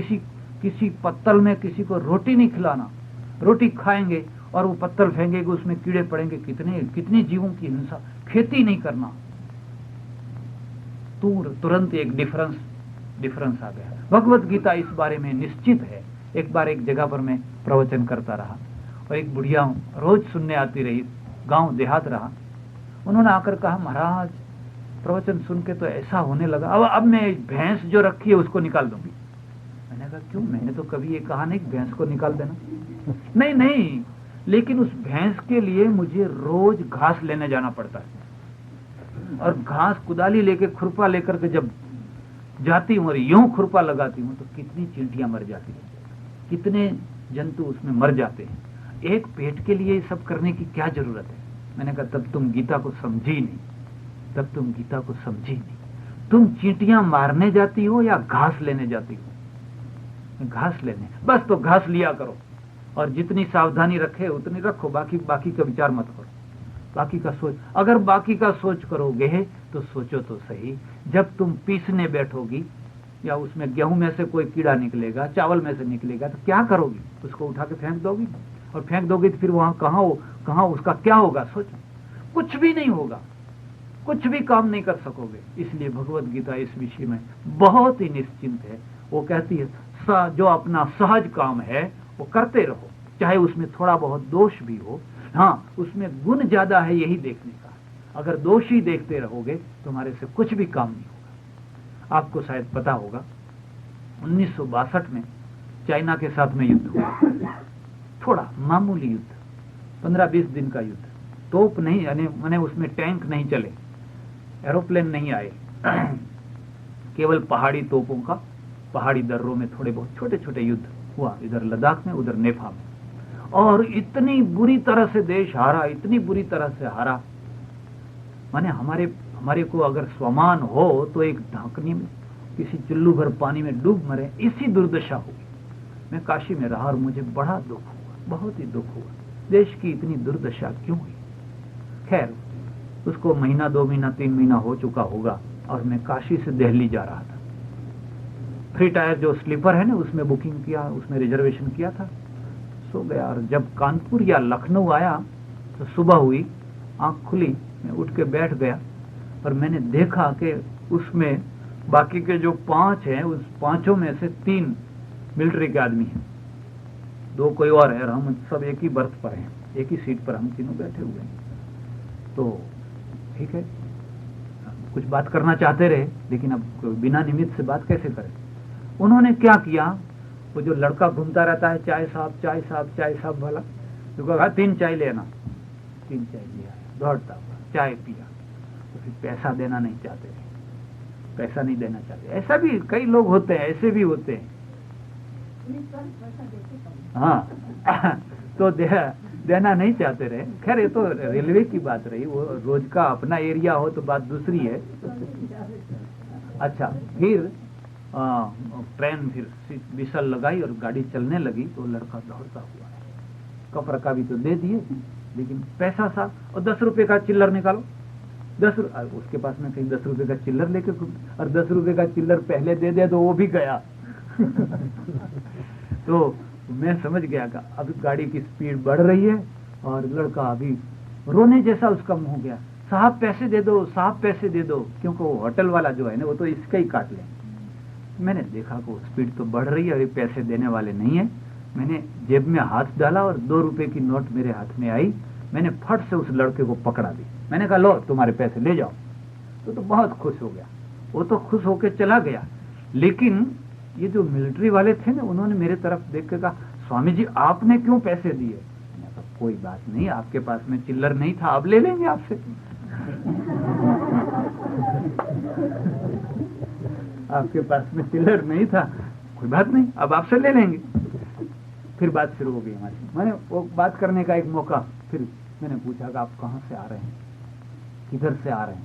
कहते हम नेफा से आ रहे हैं। ओह नेफा से आ रहे हैं, और नेफा में कहाँ थे? नेफा में ये जो युद्ध हुआ उस समय कहाँ थे आप? थे सचमुच में? हाँ हम तो ढोला चौकी पर थे, बिल्कुल जो पहली चौकी जो है, आप लोगों में से किसी ने अगर पेपर पढ़ा उस समय का ख्याल हो तो आपको ख्याल आएगा। हमारी पहली चौकी जो रही ढोला चौकी रही। अरे भाई तो मैं ये जानना चाहता हूँ कि आपको ढोला चौकी क्यों छोड़नी पड़ी? आप लोग बमदिला आ गए और बमदिला से तेजपुर आ गए, भागते हुए आ गए, क्या आपको शस्त्र नहीं मिले? किस कारण से ऐसा हुआ? हमारे देश की दुर्दशा क्यों हुई? तो उसमें से एक आदमी था, उसने कहा महाराज मैं उड़ीसा का हूँ और मेरा भाई जो है वो भी साधु हो गया है, सफेद कपड़े पहन करके वो वृंदावन में वो भी साधु हो गया है। तो मैं मिलिट्री में भर्ती हो गया और 1-2 बरस के बाद में वो मिला तो मेरे को बहुत डांटा। उन्होंने कहा अरे इस पापी पेट के लिए बंदूक चलाने का काम करने लग गए, इतना अधम काम, इतना पापी काम करने लग गए। मेरे को बहुत समझाया कि नहीं करना चाहिए। एग्रीमेंट हुआ जल्दी से, उसमें नौकरी में से छूट नहीं सकती, और फिर ये युद्ध हो गया। तो फिर मैंने कहा कि अब मैं क्या करूं? तो मेरा भाई जो आपके जैसा साधु है उसने मेरे को समझाया कि जब कभी कहीं बंदूक चलाने का मौका मिले तो आकाश में गोलियां चलाना, किसी आदमी पर गोली नहीं चलाना, आकाश में गोलियां। महाराज मैं तो ढोला चौकी पर था और मैंने हर एक गोली आकाश में चलाई। अब सोचो, अब जरा सोचो तो सही, मेरे इतना दुख हुआ। क्या ये धर्म है? क्या ये फिलॉसफी है? अगर है तो क्या इसमें समाज है? क्या इसमें राष्ट्र है? क्या ये भ्रांति नहीं है? क्या ये अधर्म नहीं है? आकाश में गोलियां चलाना धर्म है कि आकाश में गोलियां चलाना अधर्म है? तो मेरे को इतना दुख हुआ, तो दुख के मारे मेरे मुंह से निकल गया कि तुम और तुम्हारे भाई दोनों नरक में जाओगे, दोनों। उसको थोड़ा क्रोध भी आया था ना। मैं कहा तुमने देशद्रोह किया और तुम्हारे भाई ने गलत धर्म बताया। तुम्हारा भाई धर्म को नहीं समझा। यति धर्म दूसरी चीज है और सैनिक धर्म, क्षात्र धर्म अलग चीज है। यति धर्म माने सन्यासी का धर्म अलग है। अगर सन्यासी को क्षमा शत्रौ च मित्रे च यतीनां तु भूषणम, महाभारत, क्षमा शत्रौ च मित्रे च यतीनां तु भूषणम अपराधीषु सत्वेषु नृपतीनां तद्दूषणम, भीष्म कहते हैं युधिष्ठिर। एक सन्यासी, एक साधु किसी को क्षमा कर दे वो ठीक, लेकिन राजा और क्षत्रिय और युद्ध में आया हुआ जो योद्धा है वह अगर क्षमा करने लग जाए तो भयंकर पाप कर रहा है। वो तो आतताई को जीवत दान दे रहा है और आतताई जो है वो उसको पनपा रहा है। फिर बहुत उसको समझाया तो उन्होंने कहा महाराज बिल्कुल ठीक कर रहे हैं, लेकिन मैं बड़ी भ्रांति में रहा, अब मैं स्पष्ट हो गया। अब मुझे प्रायश्चित बताओ, मैंने जो ये गलती की पूरी प्रजा के साथ। मैंने कहा वो तो भेड़िए, वो अगर नीचे उतर आते तो ये 70 करोड़ की आबादी का क्या होता? तुम्हें लड़ने के लिए भेजे तो बिल्कुल ठीक है, लेकिन मेरे भाई ने मुझे भ्रांति में डाल दिया। अब मुझे बताओ कि मैं क्या करूं? मैंने कहा देखो अब मैं दूसरा साधु तुमको कहता हूं। एक साधु ने तुमको एक रास्ता दिखाया, अब मैं दूसरा साधु तुम्हें रास्ता बताता हूं। जब कभी दूसरी बार कहीं युद्ध हो तो तुम्हारे अगल बगल वाले लोग जितने दुश्मनों को मारे उससे 4 गुने दुश्मनों को तुम मारना, तो तुम्हारे पाप माफ हो जाएंगे। तुम्हारे पाप जो ये पाप किया, ये दोष किया, वो माफ हो जाएगा। तो महाराज मेरे को पाप नहीं लगेगा? मैंने कहा पाप लगे तो मेरे ऊपर, मैं तुम्हारे सामने संकल्प करता हूं कि अगर तुम राष्ट्र की रक्षा के लिए फ्रंट पर, बॉर्डर पर लड़ रहे हो और उस लड़ते समय कुछ आदमियों को मारने के निमित्त से तुम्हें अगर पाप लगे और तुम्हें अगर नरक में जाना पड़े तो मैं जाने के लिए तैयार हूं। एक बार नहीं, 1000 बार जाने के लिए तैयार हूं। मैं ऐसा स्वर्ग नहीं चाहता हूं, मैं ऐसा धर्म नहीं चाहता हूं जो पूरे देश को गुलाम बना दे, जो पूरे देश को पतित बना दे। मैं ऐसा धर्म नहीं चाहता। अच्छा महाराज, उसने कहा ऐसा ही करेंगे। हमारे एक परिचित व्यक्ति है, जैन है, लेकिन हमारे साथ में तो सबका संबंध है, सबसे हमारा कोई ऐसा बड़ा माने वो नहीं है। मैंने उनको एक घटना सुनाई। मैंने कहा देखो लोगों को कैसे भ्रांत कर दिया है कि देश मस्तिष्क से मरा है और किसी कारण से नहीं मरा। ये गरीब हुआ है, दिमाग से गरीब हुआ है, ये एक गुलाम हुआ है, गरीब। यहाँ प्रताप हुए, शिवाजी हुए, यहाँ की मिलिट्री दुनिया की मिलिट्री में प्रसिद्ध मानी जाती है। यहाँ कौन नहीं है, कौन सी विभूतियां नहीं है, लेकिन इसकी जो है विषाद योग अभी भी चल ही रहा है। अभी भी पूरे देश में विषाद योग चल रहा है। अभी ये जायसी चेत कर्मणस्ते मथा बुद्धिर जनार्दन एक अर्जुन के लिए नहीं, हर एक आदमी के लिए चल रहा है। उन्होंने कहा और बात तो ठीक है महाराज, लेकिन आपने जो ये कहा कि 4 गुने मारना, तो आपने बहुत कला। साधु होकर के आप ऐसा उपदेश देते? साधु होकर के आपको ये कहना चाहिए कि भाई नहीं, या मौन रहना चाहिए। मैंने कहा तुमको पता नहीं, एक साधु हुआ था, एक। अगर ऐसे 1000 साधु होते ने तो मेरे देश की कोई शकल दूसरी होती, और उसका नाम था रामदास। शिवाजी ने कहा माला लेके गुफा में बैठ के भगवान का भजन करो। रामदास ने कहा नहीं, तलवार लो, मैं माला फिराऊंगा। मेरा धर्म माला में और तुम्हारा धर्म तलवार में। और शिव याद रखना, माला का धर्म इतना कठिन नहीं है जितना तलवार का धर्म कठिन। तलवार का धर्म कठिन। अगर ऐसे 1000 रामदास होते और तो लाख शिवाजी पैदा होते तो ये देश की शक्ल दूसरी। लेकिन यहाँ तो आप लोग कहते हैं साधु को ऐसा नहीं कहना चाहिए, तो साधु को क्या है कहना चाहिए कि आकाश में गोलियां चलाओ, ऐसा कहना चाहिए। गीता ऐसा कहती है। तो हमारे साधु तो ऐसा कभी नहीं कहे। आप लोग कहें तो कहें, लेकिन हमारे साधु तो ऐसा कभी कह नहीं सकते। मैंने कहा तुमको पता नहीं है। देखो मैं तुम्हारा इतिहास सुनाता हूँ। भूतकाल में बहुत वर्षों के पहले एक काली विजय जी महाराज हुए जैनों में, काली चरण विजय सूर्य ऐसा कुछ नाम रहा। उनके समय में एक युवावस्था में एक युवती ने दीक्षा ले ली। जैनों में साध्वियां होती है, दीक्षा ले ली, साध्वी हो गई, और 20-22 वर्ष की वो लड़की है। उसका इतना रूप है, इतना सौंदर्य है, तो उसको लोग देखते ही रह जाते। उसके सिर में बाल नहीं है, लेकिन सौंदर्य कहीं ढकता है, सौंदर्य कहीं। आप कुछ भी किमिव हि मधुराणाम मंडनम नाकृतीनाम, कालिदास है ना, उसने शाकुंतल में लिखा है। जो सौंदर्य है उसको उपकरण की जरूर होती ही नहीं है। उपकरण का मतलब समझे, गहने।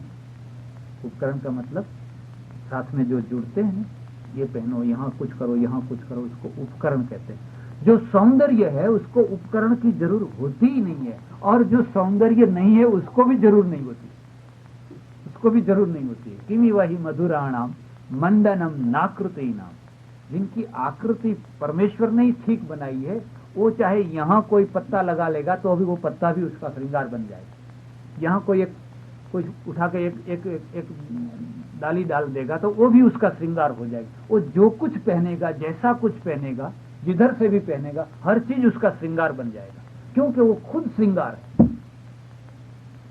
तो लोग उसको देखते रहे, 2 दृष्टि से देखते रहे। आज भी दुनिया का यही रिवाज है, 2 दृष्टि से देखते रहे। एक तो अहोभाव से देखते रहे, लोग देख के तो रहे इतनी भर युवावस्था में, जब सामान्य दुनिया क्या क्या मनोरथ लेके जीती है, कितने अरमान लेके जीती है, तब इसने दुनिया को लात लगा करके देखो तो सही किस रास्ते पे चल रही है। धन्य है इसकी माँ को, इसके बाप को, ऐसा अहोभाव करके। और कुछ लोग जो हैं उसी को देख करके अरे भाव करते रहे, अहोभाव नहीं। अरे किसी ने इसको भरमा दिया है, किसी ने इसकी बुद्धि बिगाड़ दी है, इसको तो शादी करनी चाहिए और क्या क्या करना चाहिए और क्या क्या। कुछ लोग इस ढंग से देखते रहे। दुनिया की दृष्टि है, और जब तक दुनिया रहेगी तब तक इस प्रकार की दृष्टियां रहती रहे। राजा ने देखा, राजा की नजर पड़ी और राजा की नजर बिगड़ी। राजा ने प्रयत्न किए लेकिन सफल नहीं हुआ। अंत में राजा ने उसका अपहरण कराया, उठा करके अपने आदमी भेजे, उसको उठा करके ले आए राजमहल में। जब राजमहल में उठा करके ले गए तो सारे जो श्रावक थे, जैन थे, इकट्ठे हो गए इस मुनि के पास में, साधु के पास। एक साध्वी का अपहरण हुआ है, क्या करें, अब क्या करना चाहिए। उन्होंने ये नहीं कहा कि तुम अट्ठाई करो, तुम वर्षी तप करो, तुम बैठ करके उपवास करो, ऐसा नहीं कहा। उन्होंने कहा श्राव को उठो और राजा की चमड़ी नोच डालो, राजा की चमड़ी नोच डालो। और सारे श्रावकों ने विद्रोह किया और उस विद्रोह के स्वरूप में शाम होते होते उस साध्वी को वापस करना। तुम नहीं समझते हो धर्म क्या है, तुम नहीं समझते हो। जितना अहिंसा में धर्म है, कभी हिंसा में भी उतना ही धर्म है। लेकिन वो हिंसा एक व्यक्ति के लिए नहीं, एक समष्टि के लिए हो, आतताइयों को मारने के लिए हो। और अर्जुन ये आतताई है, इन्होंने 6 कर्म किए, अग्निदो गर्दस्यैव धनहारी च सुप्त क्षेत्र दारापहारी च सड़ेते यातताई। मनु ने लिखा, अग्नि लगाने वाले, जहर पिलाने वाले, धन हरण करने वाले, और धना सुप्त सोते समय मार देने वाले, सोते हुए आदमी, धन हरण कर, क्षेत्र दारापहारी च, किसी की जमीन को हड़प करने वाले और किसी को स्त्री को उठा ले जाने वाले हैं, उन पर दया नहीं करनी चाहिए। कृष्ण ये आतताई है, एक कर्म करे तो भी वो दंड का भागी है। इन्होंने तो 6 कर्म किए। आपकी अग्नि लगाई, लाक्षागृह में आपको जलाया, लाख का घर बना करके आपको जहर पिलाया, भीम को जहर पिलाया, आपको आपका धन है जुगार में, जुए में खेल करके ले लिया, आपके क्षेत्र को हड़प करे, आपकी द्रौपदी को सभा के बीच में उसको बेइज्जत करना चाहा। क्या नहीं किया इन लोगों ने। अब तुम कहते हो इनके ऊपर चलाओ।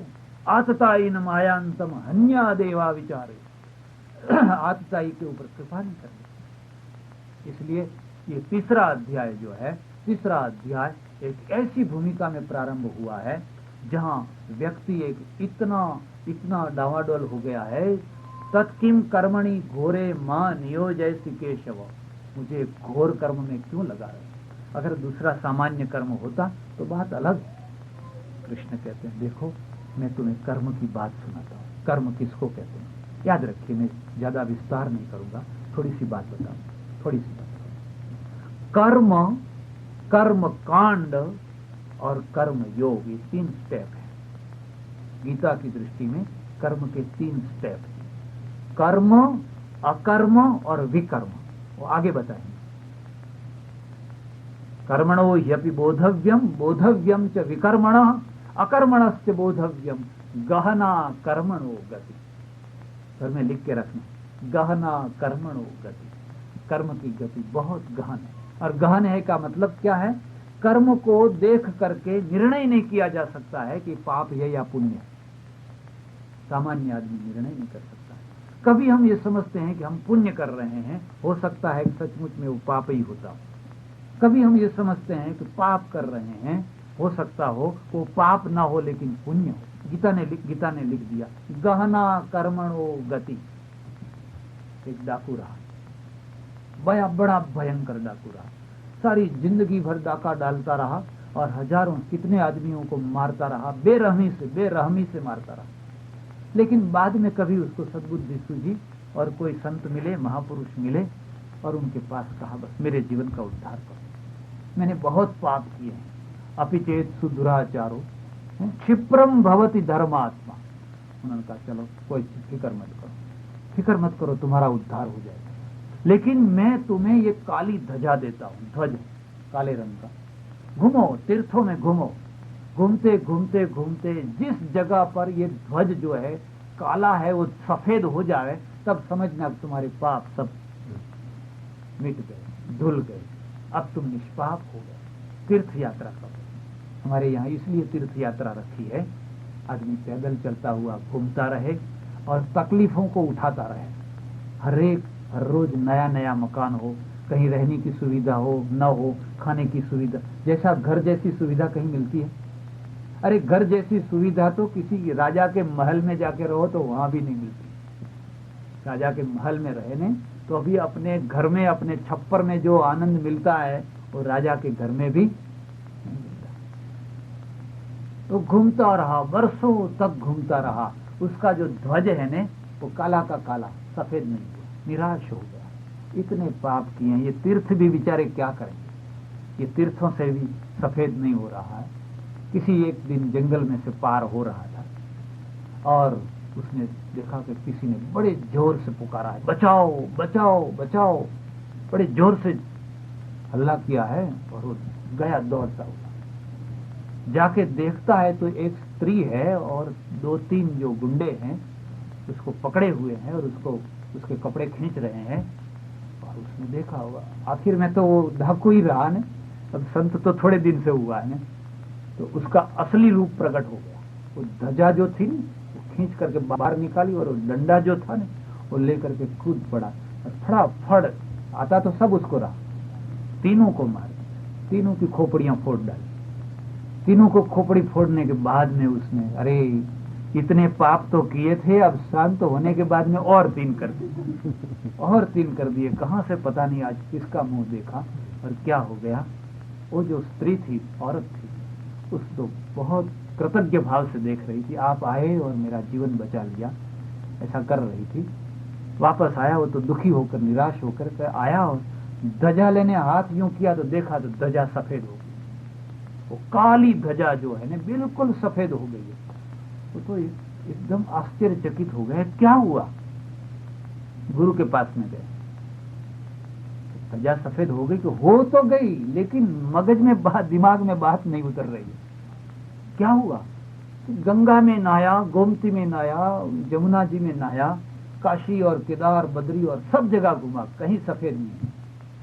ये तो तब सफेद हुई जब 3 आदमियों के और मैंने खून कर दिए, तब सफेद हुई। अच्छा कैसे कैसे, किस पोजीशन में, सारी पूरी बात बता दी कि ऐसा ऐसा था और ऐसा जाता। देखो 3 आदमियों को जो तुमने मारा नहीं, वो पाप नहीं था, वो पुण्य था। और इतना बड़ा पुण्य था कि एक आदमी वर्षों तक गंगा में गोता लगाता रहे तो अभी इतना पुण्य नहीं मिले जितना पुण्य तुमने अपने प्राणों की परवाह किए बिना एक औरत की लाज बचाने के लिए तुमने किया। इसलिए वो बड़ा पुण्य था और उस बड़े पुण्य ने तुम्हारे सारे पापों को धो दिया।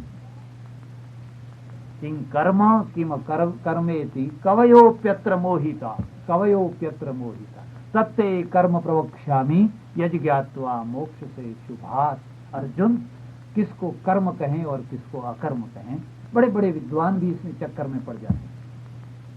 उसी कर्म की व्याख्या मैं तुमको समझाऊंगा, सुनाऊंगा, जिससे तुम्हारा मोह दूर हो जाएगा और तुम समझ पाओगे कि ये युद्ध जो है वो घोर पाप नहीं है, लेकिन एक बहुत बड़ा यज्ञ है, एक बहुत बड़ी अनिवार्यता है, एक बहुत बड़ी आवश्यकता है और एक बहुत बड़ा इतनी अनिवार्यता है कि अगर उसको टाल दिया जाए तो समाज नष्ट हो जाए। और फिर वो कर्म की, तो मैं ज्यादा आपको इधर उधर नहीं ले जाऊंगा, इतनी बात कहूंगा। हमारे यहाँ जो है 3 बातें, शक्ति जो है ना आपकी, कल मैंने कहा उस शक्ति को प्रस्फुटित होने के ये 3 रास्ते हैं।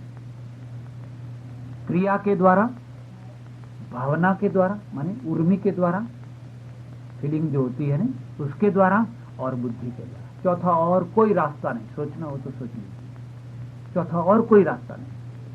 आपकी जो एक्टिविटी है वो या तो बुद्धि के द्वारा होती है, माने बुद्धि की प्रधानता से होती है, या तो फीलिंग की प्रधानता से, माने गुजराती में उसको लागणी कहते हैं, लागणी प्रधानता, हिंदी में उर्मी कहते हैं, उर्मी कहते हैं, भावना कहते हैं, जज्बात कहते हैं, अरमान कहते हैं उर्दू में। और या तो फिर जो है वो क्रिया के द्वारा, हाथ पांव के द्वारा। अगर हाथ पांव से ही केवल एक्टिविटी प्रकट होती तो आदमी और मशीन में क्या फर्क रहता। आदमी और मशीन में क्या फर्क, मशीन हमसे, हमारे से ज्यादा काम करता है कि नहीं, 10, 20, 50, 100 आदमी से भी ज्यादा काम करता है, लेकिन आदमी कोई मशीन नहीं। हाँ, आदमी मशीन है लेकिन केवल मशीन नहीं। आदमी तो एक पूरी बड़ी भारी मिल है, एक बड़ी भारी फैक्ट्री है। इतनी बड़ी भारी फैक्ट्री है कि आज तक दुनिया में इतनी बड़ी एक भी फैक्ट्री नहीं बनी है। आप कभी किसी डॉक्टर को पूछना, और जो डॉक्टर है ना वो तो अच्छी तरह से समझता है कि ये सारा शरीर एक इतनी बड़ी कंप्यूटराइज किया की हुई फैक्ट्री है, और इतना बड़ा कंप्यूटर आज तक कोई बना नहीं। विज्ञान तो अच्छी चीज है, मैं उसका कोई उसकी तौहीन नहीं करता हूं, लेकिन ये भी याद रखना, विज्ञान क्या है? ईश्वर की रचना की नकल है। पहले कोई बना हुआ होता है, उसी में से प्रेरणा लेकर एक वैज्ञानिक बनाता है, ठीक है, वो भी उसकी महत्ता है, लेकिन ऐसी कोई चीज नहीं बनाता है जो पहले से बनी हुई नहीं है। आप सोचना कभी, कोई चीज नहीं। तो एक हमारा शरीर है, इतनी बड़ी फैक्ट्री है, इतनी व्यवस्थित फैक्ट्री है, इतने इसमें कंप्यूटर लगे हुए हैं हर प्रकार के। एक डॉक्टर ही इस चीज को जान सकता है। और आप अगर संशोधन कर, आत्मा की बात बहुत दूर की है, पहले शरीर को तो समझो, और शरीर को, इसलिए आप एक दूसरी बात भी आपको मैं कहता हूं, डॉक्टर कभी नास्तिक नहीं होगा।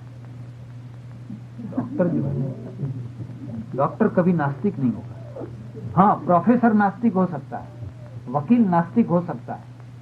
क्यों? तो प्रोफेसर में हो सकता है कि डॉक्टर की तुलना में वकील में ज्यादा बुद्धि हो, प्रोफेसर में ज्यादा बुद्धि हो। क्यों? कि उसका दिमाग केवल पोथों में है, पोथे और वो खुद। लेकिन डॉक्टर का दिमाग एक वास्तविकता के साथ लगा रहता है, वो तो साक्षात्कार करता है, पेट चिरता है, हार्ट चिरता है, यहाँ देखता है और भीतर देख करके आश्चर्यचकित हो जाता है, क्या बनाने वाले ने बनाया, कितना कितना व्यवस्थित बनाया है, जरा भी इधर उधर नहीं, जरा भी। और जैसे जैसे वो देखता जाता है, उसको प्रकृति की समीप में जाता है, परमेश्वर के पास में जाता है। और वो तो पोथे में ही, थोथे में ही दिमाग लगाता रहता है। हेगल यूं कहता है, और कांट यूं कहता है, और फलाना यूं कहता है, और रसेल यूं कहता है। अरे सब कहते हैं, कहने वाले सब कहते हैं, लेकिन तुमने क्या अनुभव किया? इन पोथों को ही दिमाग में भर के रखोगे तो पोथे के कीड़े मात्र हो जाए। डॉक्टर नास्तिक नहीं होता है, डॉक्टर तो आस्तिक है। क्यों? वो तो हरदम उसी में देखता रहता है। तो इसलिए क्या बात कर रही भूल गए, आप लोग भी भूल गए। हाँ, आदमी जो है मशीन नहीं है, मशीन नहीं है। वो मशीन के अलावा भी उसमें कुछ है, उसमें कंप्यूटर भी है, उसमें दिमाग, केवल दिमाग ही कंप्यूटर नहीं है। ये नहीं समझना केवल दिमाग में ही बस कंप्यूटर रखा हुआ है और बाकी शरीर में नहीं। सारा शरीर कंप्यूटर है, सारा शरीर कंप्यूटर है। आपने कभी देखा, आप कभी भय होता है तो पसीना पसीना आ जाता है, आपकी आंखें छोटी हो जाती है शोक में, भय में, चिंता में। क्यों? क्या कारण है? कभी आपने देखा जब कोई खुशी की चीज होती है, सारे शरीर में खुशी होती है। स्किन का चित्र लेकर देखना, फोटोग्राफी करना हो ने तो फोटोग्राफी करके देखना, आपका हाथ भी हंसता है, आपका चेहरा केवल नहीं, मुंह दांत नहीं हंसते। कुछ लोग जो है ना, जब देखो तब वो कोलगेट है ना, कोलगेट की क्या कहते हैं उसको, हैं एडवर्टाइज। तो वो तो केवल कोलगेट की एडवर्टाइज है, लेकिन यहाँ तो नख सिख सारा शरीर हंसता है, सारा शरीर रोता है, सारा शरीर रोता है। आप देखना कभी, हमारा सारा शरीर कंप्यूटर से भरा हुआ है, एक एक चीज। आदमी केवल मशीन नहीं है, केवल कंप्यूटर नहीं है। केवल बुद्धि होती तो कंप्यूटर बन जाता, लेकिन आदमी में एक फीलिंग है, कंप्यूटर में फीलिंग नहीं, मशीन में फीलिंग नहीं, लेकिन कंप्यूटर में तो एक फीलिंग, अरे आदमी में तो एक फीलिंग है। देखा आपने एक बच्चे को वो भिखारन है, उसकी माँ भिखारन है, उसकी साड़ी गंदी है और वो देखने में भी अच्छी नहीं है, और सामने एक रानी खड़ी है, सोना लदी हुई रानी। वो यूं हाथ करती है तो भिखारी का बच्चा वो माँ के पास जाता है, उस रानी के पास में नहीं जाता है। क्यों? क्या बात है? अगर बुद्धि से हम देखें तो उस रानी माँ जो है, रानी है, उसका सिठानी है, उसकी तो साड़ी भी अच्छी है, मांस भी भरा हुआ है, सब कुछ ठीक है, तो बच्चा वहां न जाकर के इस भिखारी से क्यों चिटका रहता है? उसकी तो हड्डी हड्डी दिखती है, उसके साथ में उसको उर्मी कहते हैं। उसको खींच करके ले जाएंगे तो चिल्लाने लगेगा, रोने लगेगा। अभी तीन दिन पहले ही हमारी कथा चल रही थी, शिकागो में प्रवचन चल रहा था, सामने लोग बैठे हुए थे, तो एक इतनी छोटी सी बेबी सोई हुई थी, उसकी मम्मी उसको रख करके कहीं गई टॉयलेट इधर, तो वो रोने लगी। तो रोने लगी। तो एक माई ने उठा करके फिर देखा, यूं यूं यूं बहुत किया, फिर भी वो तो ज्यादा ही रोने लगी। तो फिर दूसरी माई जो थी उसने कहा लाओ मेरे पास लाओ, तो उसको दिया, तो वो तो और ज्यादा रोने लगी, और भी ज्यादा रोने लगी। तो फिर वो तीसरी थी, उसने कहा लाओ मेरे पास में लाओ। फिर उसका डैडी बैठा, वो पप्पा बैठा हुआ था, वो उठ करके गया, तो उसने कहा लाओ मेरे पास। वो जैसे ही उसने लिया, बिल्कुल जैसे बटन दबा के चुप कर दिया हो। तो बिल्कुल रोती रोती कोई चुप होती है तो धीरे धीरे होती है, यूं धीरे धीरे करते करते फिर गाड़ी धीरे से रुकती है, तो बिल्कुल जैसे बटन दबाया। और ये अभी बहुत छोटी है। मैंने कहा वो पसीना जो है ना, पसीने की वास आ गई, के गंध आ गई कि हमारा ही आदमी ये दूसरा नहीं है, ये हमारा ही है। क्यों? फीलिंग होती है, आदमी को फीलिंग होती है। और इसलिए तीन बड़ी शक्तियां, तीन बड़ी शक्ति। लड़का था, शादी करके आया, विधवा का लड़का रहा, विधवा स्त्री का लड़का रहा। और एक ही लड़का हो और माँ विधवा हो तो उसको बहुत प्रेम करती है, बहुत मोह करती है, और जितना मोह ज्यादा करती है बच्चे को बिगाड़ती है, बिगाड़ती है। देखना शेर की नजर, और उसको खाने के लिए चाहे सोना खिला दे, लेकिन नजर हमेशा शेर की नजर। अगर बच्चे के आगे आपका कोई व्यक्तित्व नहीं रहा, आप जब देखो तो बच्चे के साथ में हंसते ही हो, हंसते ही हो, आपका व्यक्तित्व खत्म हो जाए। फिर वो आपके सिर पर चढ़ बैठेगा, सिर पर इतना चढ़ बैठेगा कि आपके आदमी, आपके घर में कोई लाख रुपए का आदमी आया होगा, उस समय आपका नाक काट देगा, उस समय में आपकी बदनामी कर देगा, उसकी भी कर देगा, आपकी भी कर देगा। डिसिप्लिन में नहीं है। उसको खिलाओ पिलाओ, हंसने के समय हंसो, लेकिन आपकी नजर में थोड़ी कड़ाई भी होनी चाहिए, ताकि वो बच्चा जो है लिमिट में रहे, मर्यादा में रहे। लेकिन अकेला हो, बाप मर गया हो, माँ को अकेला ही हो, ओ फिर तो जैसा करो वैसा ही, बस। फिर 15-20 दिन हो गए होंगे, महीना भर 15-20 दिन हुआ होगा, भोजन करने बैठा, कढ़ी बनाई हुई थी, और जैसा ही पहला ही ग्रास लिया तो मुंह बिगाड़ दिया। मैंने कहा माँ किसने कढ़ी बनाई है? उसने कुछ क्यों नहीं, नमक ज्यादा पड़ गया होगा या ऐसा कुछ हुआ होगा, मुंह बिगाड़ करके कहा। तो माँ जो है ना, उसने धीरे से कह दिया बेटा मैंने कढ़ी नहीं बनाई है। मैंने नहीं बनाई है तो किसने बनाई होगी, सोच लो। तो घर में एक ही आदमी, अब नया आदमी एक आया है, और तो चौथा तो कोई है ही नहीं। उसको पता चल गया कि वो आने वाली जो है ना उसकी बहू उसने बनाई है। और जहां पता चला कि उसने बनाई है, बड़ी सुंदर हुई है, बड़ी अच्छी हुई है, बड़ी सुंदर हुई है, ऐसे खाने लगा, ऐसे खाने लगा। तो वो आधी पतीली जो है ना कड़ी खुद खाता। बताओ ये मशीन है, ये कोई कंप्यूटर है? नहीं। अगर उसको पता चलता कि माँ ने कढ़ी बनाई है तो कटोरी फेंकने वाला था। हमारे सब की ये हालत है। हम भोजन करने जाते हैं और अगर वहां प्रेम देखते हैं तो लुखी सूखी रोटी भी अच्छी लगती है। अगर हम किसी के यहाँ भोजन करने जाते हैं और 32 प्रकार की रसोई बनी हुई हो, लेकिन जो घर वाला है या परसने वाला है उसका मुंह अगर काला देखते हैं, उतरा हुआ देखते हैं, उसके में कोई भाव नहीं देखते हैं, तो भोजन में मजा नहीं आता। क्योंकि हम कंप्यूटर नहीं, हम मशीन नहीं है। हमारे भीतर में एक दिल है, एक हृदय है, और वो सबसे बड़ी शक्ति है, सबसे बड़ा पावर है। इसलिए भगवत गीता ने देखा कि व्यक्ति की जो शक्तियां हैं, एक्टिविटियां जो है, वो 3 माध्यम से प्रकट होती है। और 3 माध्यम से प्रकट होती है तो तीनों के लिए हमें एक स्पेशल रोड बनाना चाहिए, एक रास्ता बनाना चाहिए। पहला रास्ता जो बनाया उसका नाम कर्म योग, दूसरा रास्ता जो बनाया उसका नाम भक्ति योग, और तीसरा रास्ता जो बनाया उसका नाम है ज्ञान योग।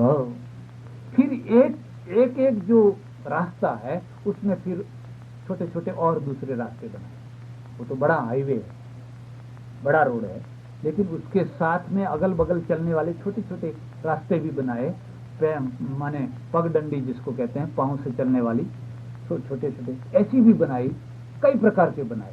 तो कर्म योग के कई भेद, भक्ति योग के कई भेद, और ज्ञान योग के भी कई भेद हुए, लेकिन मुख्य ये 3 रास्ते। क्यों ऐसा क्यों? कल मैंने एक बात आपको कही थी, शायद आपको याद होगी, और वो बात ये थी, साधना का मतलब है अपनी शक्ति का आयोजन। साधना का मतलब है आपकी अपनी जो शक्ति है उस शक्ति का आयोजन करना, बस उसका नाम है साधना। आप में शक्ति है। अब आप सोच सकते हैं कि आप उर्मी प्रधान हैं, ज्ञान प्रधान हैं या क्रिया प्रधान है। देखिएगा, सब लोग समान नहीं होते। कुछ लोग कर्म के बिना रह नहीं सकते। यहां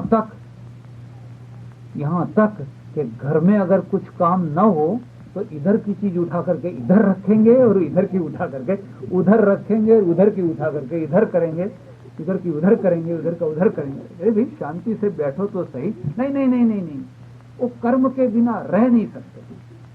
ये उनकी प्रकृति है, नेचर है, ये उनका नेचर है। अब जब नेचर ये है तो उनके लिए कर्म मार्ग, कर्म योग। कुछ लोगों को आप देखिए उर्मी प्रधान होते हैं, माने भावना प्रधान, अरमान प्रधान। बात बात में रोने लग जाए, बात बात में हंसने लग जाए। थोड़ी सी बात हो तो रोने लग जाए और थोड़ी सी बात हो तो हंसने लग जाए। माताएं बहनें जो है ना उर्मी प्रधान होती है, उनको हंसने में भी देरी नहीं और रोने में भी। पता नहीं यहाँ एक इतनी बड़ी टंकी लगा रखी है, इतनी बड़ी टंकी लगा रखी है, और जब देखो उसका वाल खोल देती है, आंख में से आंसू भड़ निकलने लगते हैं। इतने आंसू कहाँ से आ रहे हैं और फिर पता नहीं कहाँ से वो वाल बंद कर देते हैं। तो जहाँ वो बंद किया नहीं, दूसरे क्षण में फिर हंसने भी लग जाते। वृंदावन है ना, वृंदावन तो वृंदावन में एक बहुत बड़े शास्त्री जी कथा करते रहे, भागवत की कथा करते रहे और गोपियों की कथा करते रहे। गोपियों की कथा माने प्रेम की कथा, और प्रेम की कथा माने विरह की कथा। प्रेम की पराकाष्ठा वियोग है, विरह है। योग नहीं, योग तो भोग है, योग तो भोग है, विरह है, वियोग है। और अगर कृष्ण का वियोग न होता और सीता जी को राम का वियोग न होता तो प्रेम की कोई कसौटी न होती। विरह में भी जो अद्वैत रहे, भोग जो वासना है वो विरह में विकल्प करती है। मेरी बात समझ में आती है? विरह में विकल्प करती है, और प्रेम जो है वो विरह में भी निर्विकल्पक रहता है, विकल्प नहीं करता। ऐसा नहीं कृष्ण मथुरा गए हैं तो यहाँ दूसरा कृष्ण ढूंढ लो, ऐसा नहीं, वो तो विकल्प हो गया। मैंने व्याख्या इसलिए कही कि मैं संस्कृत के कठिन शब्द बोलूं और शायद आप लोग समझ न सके। तो कृष्ण गए मथुरा, अब यहाँ तो और भी कोई कृष्ण होगा, खोज लो, तो वो निर्विकल्पक नहीं हुआ, वो विकल्प हुआ। वो वासना है, वो प्रेम नहीं है। चलो सीता जी को रावण उठा ले गया, आपने दूसरी सीता ले आए। यहाँ कहाँ दुनिया में कम है तो बहुत दूसरी ले आएंगे, तो फिर वो विकल्प हो गया, उसको विकल्प कहते हैं। और निर्विकल्पक का मतलब क्या हो? निर्विकल्प का मतलब क्या होता है? वही एक, दूसरा कोई नहीं, वही एक। प्रेम में अद्वैत है और अद्वैत ही तो प्रेम है।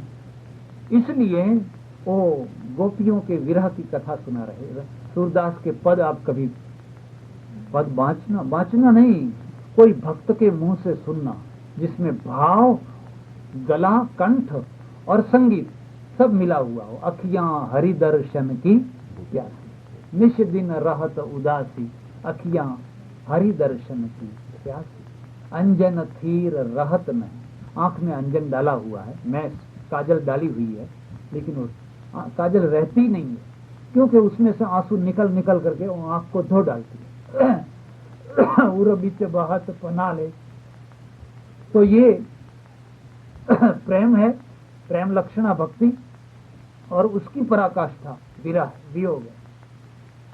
तो शास्त्री जी कथा सुनाते रहे भाव विभोर होकर के, और श्रोता भी भाव विभोर होकर के सुनते रहे, तो सब श्रोता रोने लग जाए, आंख में आंसू आने लग जाए। कथा में इतना करुण रस आ जाए, इतना करुण रस आ जाए, एक एक व्यक्ति रोने लग जाए। एक व्यक्ति आता रहा, उसकी आंख में आंसू नहीं आए। वो सोचे कि सब रोते हैं और मैं ही ऐसा अभागा हूं, मुझे आंसू नहीं आते। वो बहुत रोना चाहे, लेकिन उसकी टांकी का वाल इतना फिट जाम हो गया ना, वो रोना चाहे तो भी रोना नहीं आता। देखना, कुछ लोग ऐसे होते हैं, उसके घर में कोई खास आदमी मर गया हो तो भी वो रोएगा नहीं, वो कठोर होकर बैठा रहेगा। इसका मतलब ये नहीं कि उसका दिल नहीं रोता है, उसका दिल तो रोता है, लेकिन आंख जो है, आंख में आंसू नहीं आता। और कुछ लोग जो है ना, दिल नहीं रोता है लेकिन आंख रोती है। दिल नहीं रोता है, दिल तो होता है तो, लेकिन आंख में पानी चलता रहता है। तो सब लोग रोने लग जाए तो इन्होंने सोचा कि सब रोते हैं, चलो मैं भी रोऊं, कोई उपाय, कोई प्रयत्न करूं। तो फिर उसने एक प्रयत्न किया। क्या किया? घर में आकर के रुमाल में मिर्च डाल दे। वो पिसी हुई जो मिर्च है ना, वो मिर्च की पुतड़ी बनावे, रुमाल में डाले, और जब सब रोने लगे तो वो भी ऐसा करके थोड़ा जैसे लगे, तो मिर्च के कारण से आंख में आंसू आने लगे। तो उसको तसल्ली हो जाए, चलो अब मैं भी रोने लगा। 2, 4, 5 दिन ऐसा किया। फिर बगल वाले ने देखा कि अरे इसके पास से तो मिर्च की बात आ रही है। तो बगल में जो बैठा हुआ था ने, उसको पता चल गया कि मिर्च लेके आता है। तो ये तो बड़ा ढोंगी है, पाखंडी है। सब कथा चल गई और वो तो उठ करके शास्त्री जी जो थे, महाराज थे, उनके पास में गया। महाराज, एक बड़ा दुष्ट आदमी आता है। क्या करता है? तो मिर्च लेके आता है, पुटली बांध करके आता है, और फिर आंखों में यूं यूं करके रोता है। सच्चा नहीं रोता है, तो झूठा रोता है, झूठा रोता है। अच्छा, ऐसा कह करके आप ये नहीं समझना, यहाँ सत्संग में चुगली करने वाले होते हैं, सत्संग में भी, और जगह पर तो होते हैं, लेकिन यहाँ भी होते हैं। और देखो वो जो बैठा है ने, वो तो ऐसा आदमी है, अरे वो जैसा हो ऐसा हो, हमको देख जान करके क्या करना है।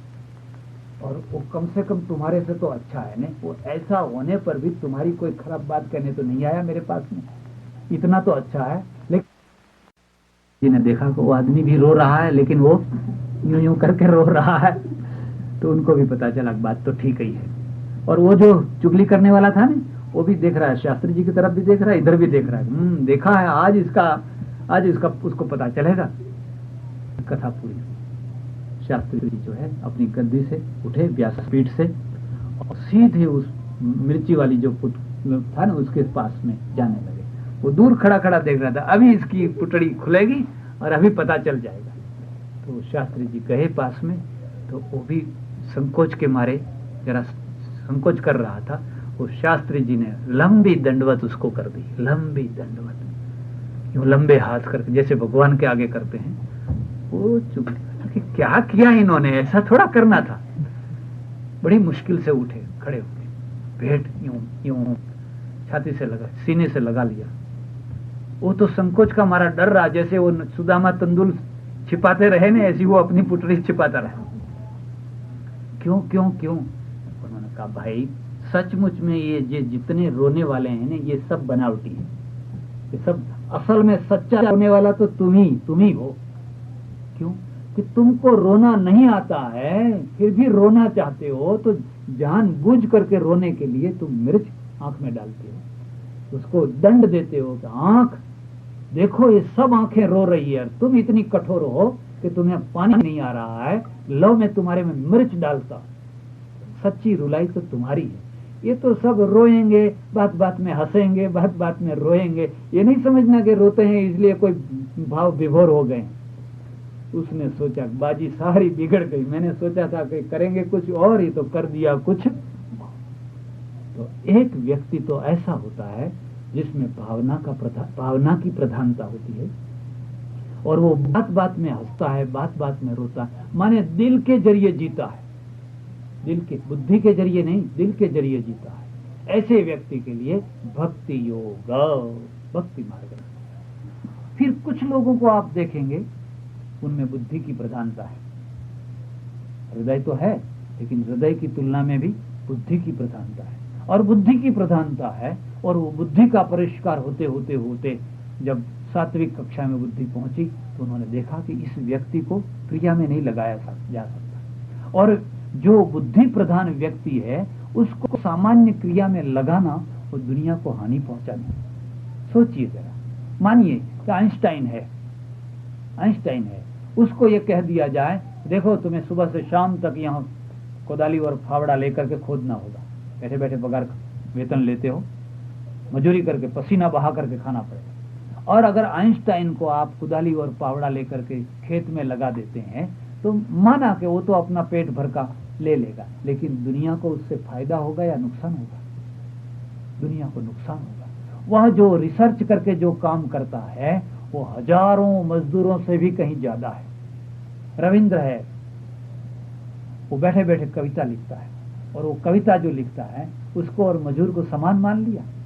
कोई कहे कि पसीना नहीं बहाया, अरे वो दिमाग है उसके पास, बुद्धि है, उसके पीछे सारी दुनिया चलती है। और मजूर तो बनाया जा सकता है, एक आदमी कौड़े मार करके भी मजूरी कराई जा सकती है, जबरदस्ती कराई जा सकती है। नहीं, यहाँ पर स्लेब लाए कि सब लोगों को मजूरी सब जगह पर, लेकिन किसी को कौड़े मार करके आइंस्टाइन नहीं बनाया जाता है, किसी को रविंद्र नहीं बनाया जाता है। बोलो रविंद्र कविता लिखो, नहीं तो अभी कौड़े पड़ेंगे। अब और वो कौड़े मार मार कर किसी को आइंस्टाइन नहीं बनाया जा सकता है, किसी को रविंद्र नहीं बनाया जाता है। वो तो विभूति है, विभूति।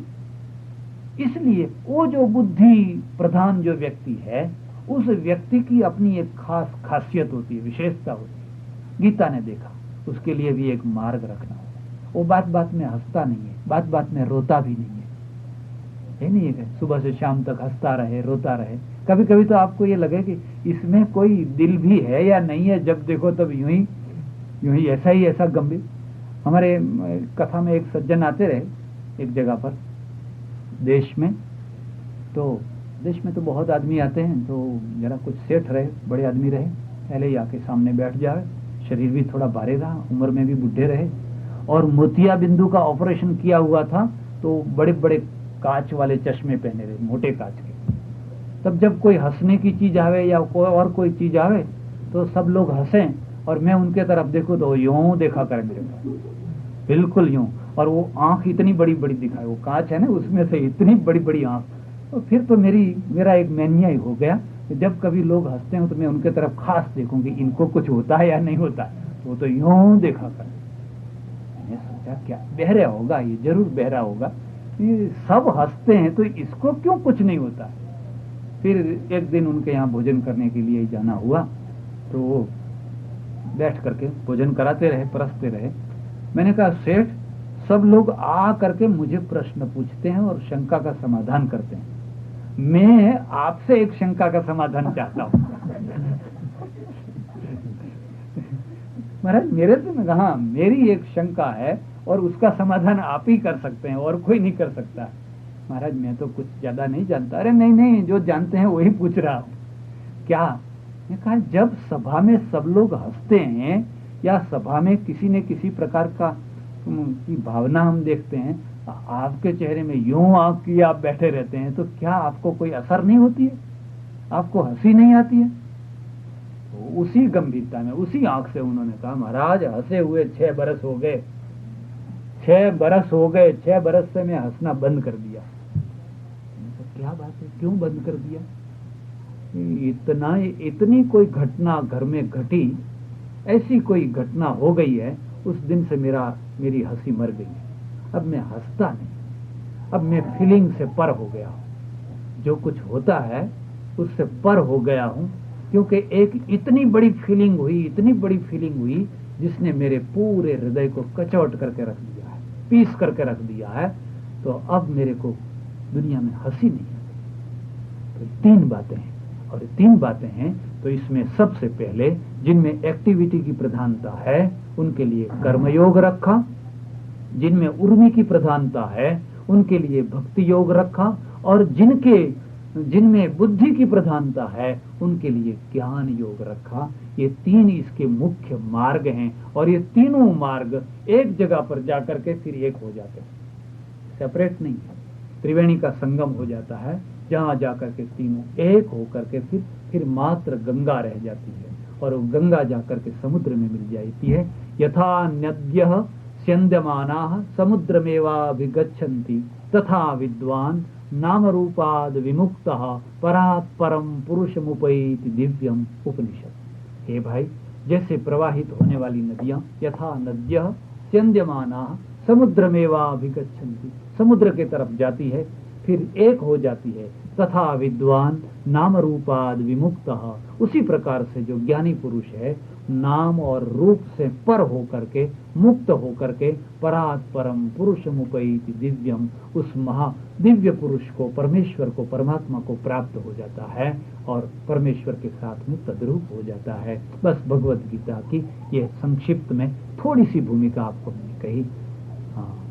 पर कल भी मिले थे, आज भी मिले, और परमेश्वर ने चाहा तो कल भी मिले। बस कल का दिन हूँ, परसों तो फिर जाने का है। और मेरा सौभाग्य आप सबके बीच में आया, आप सबने शांति से सुना। कृष्ण कन्हैया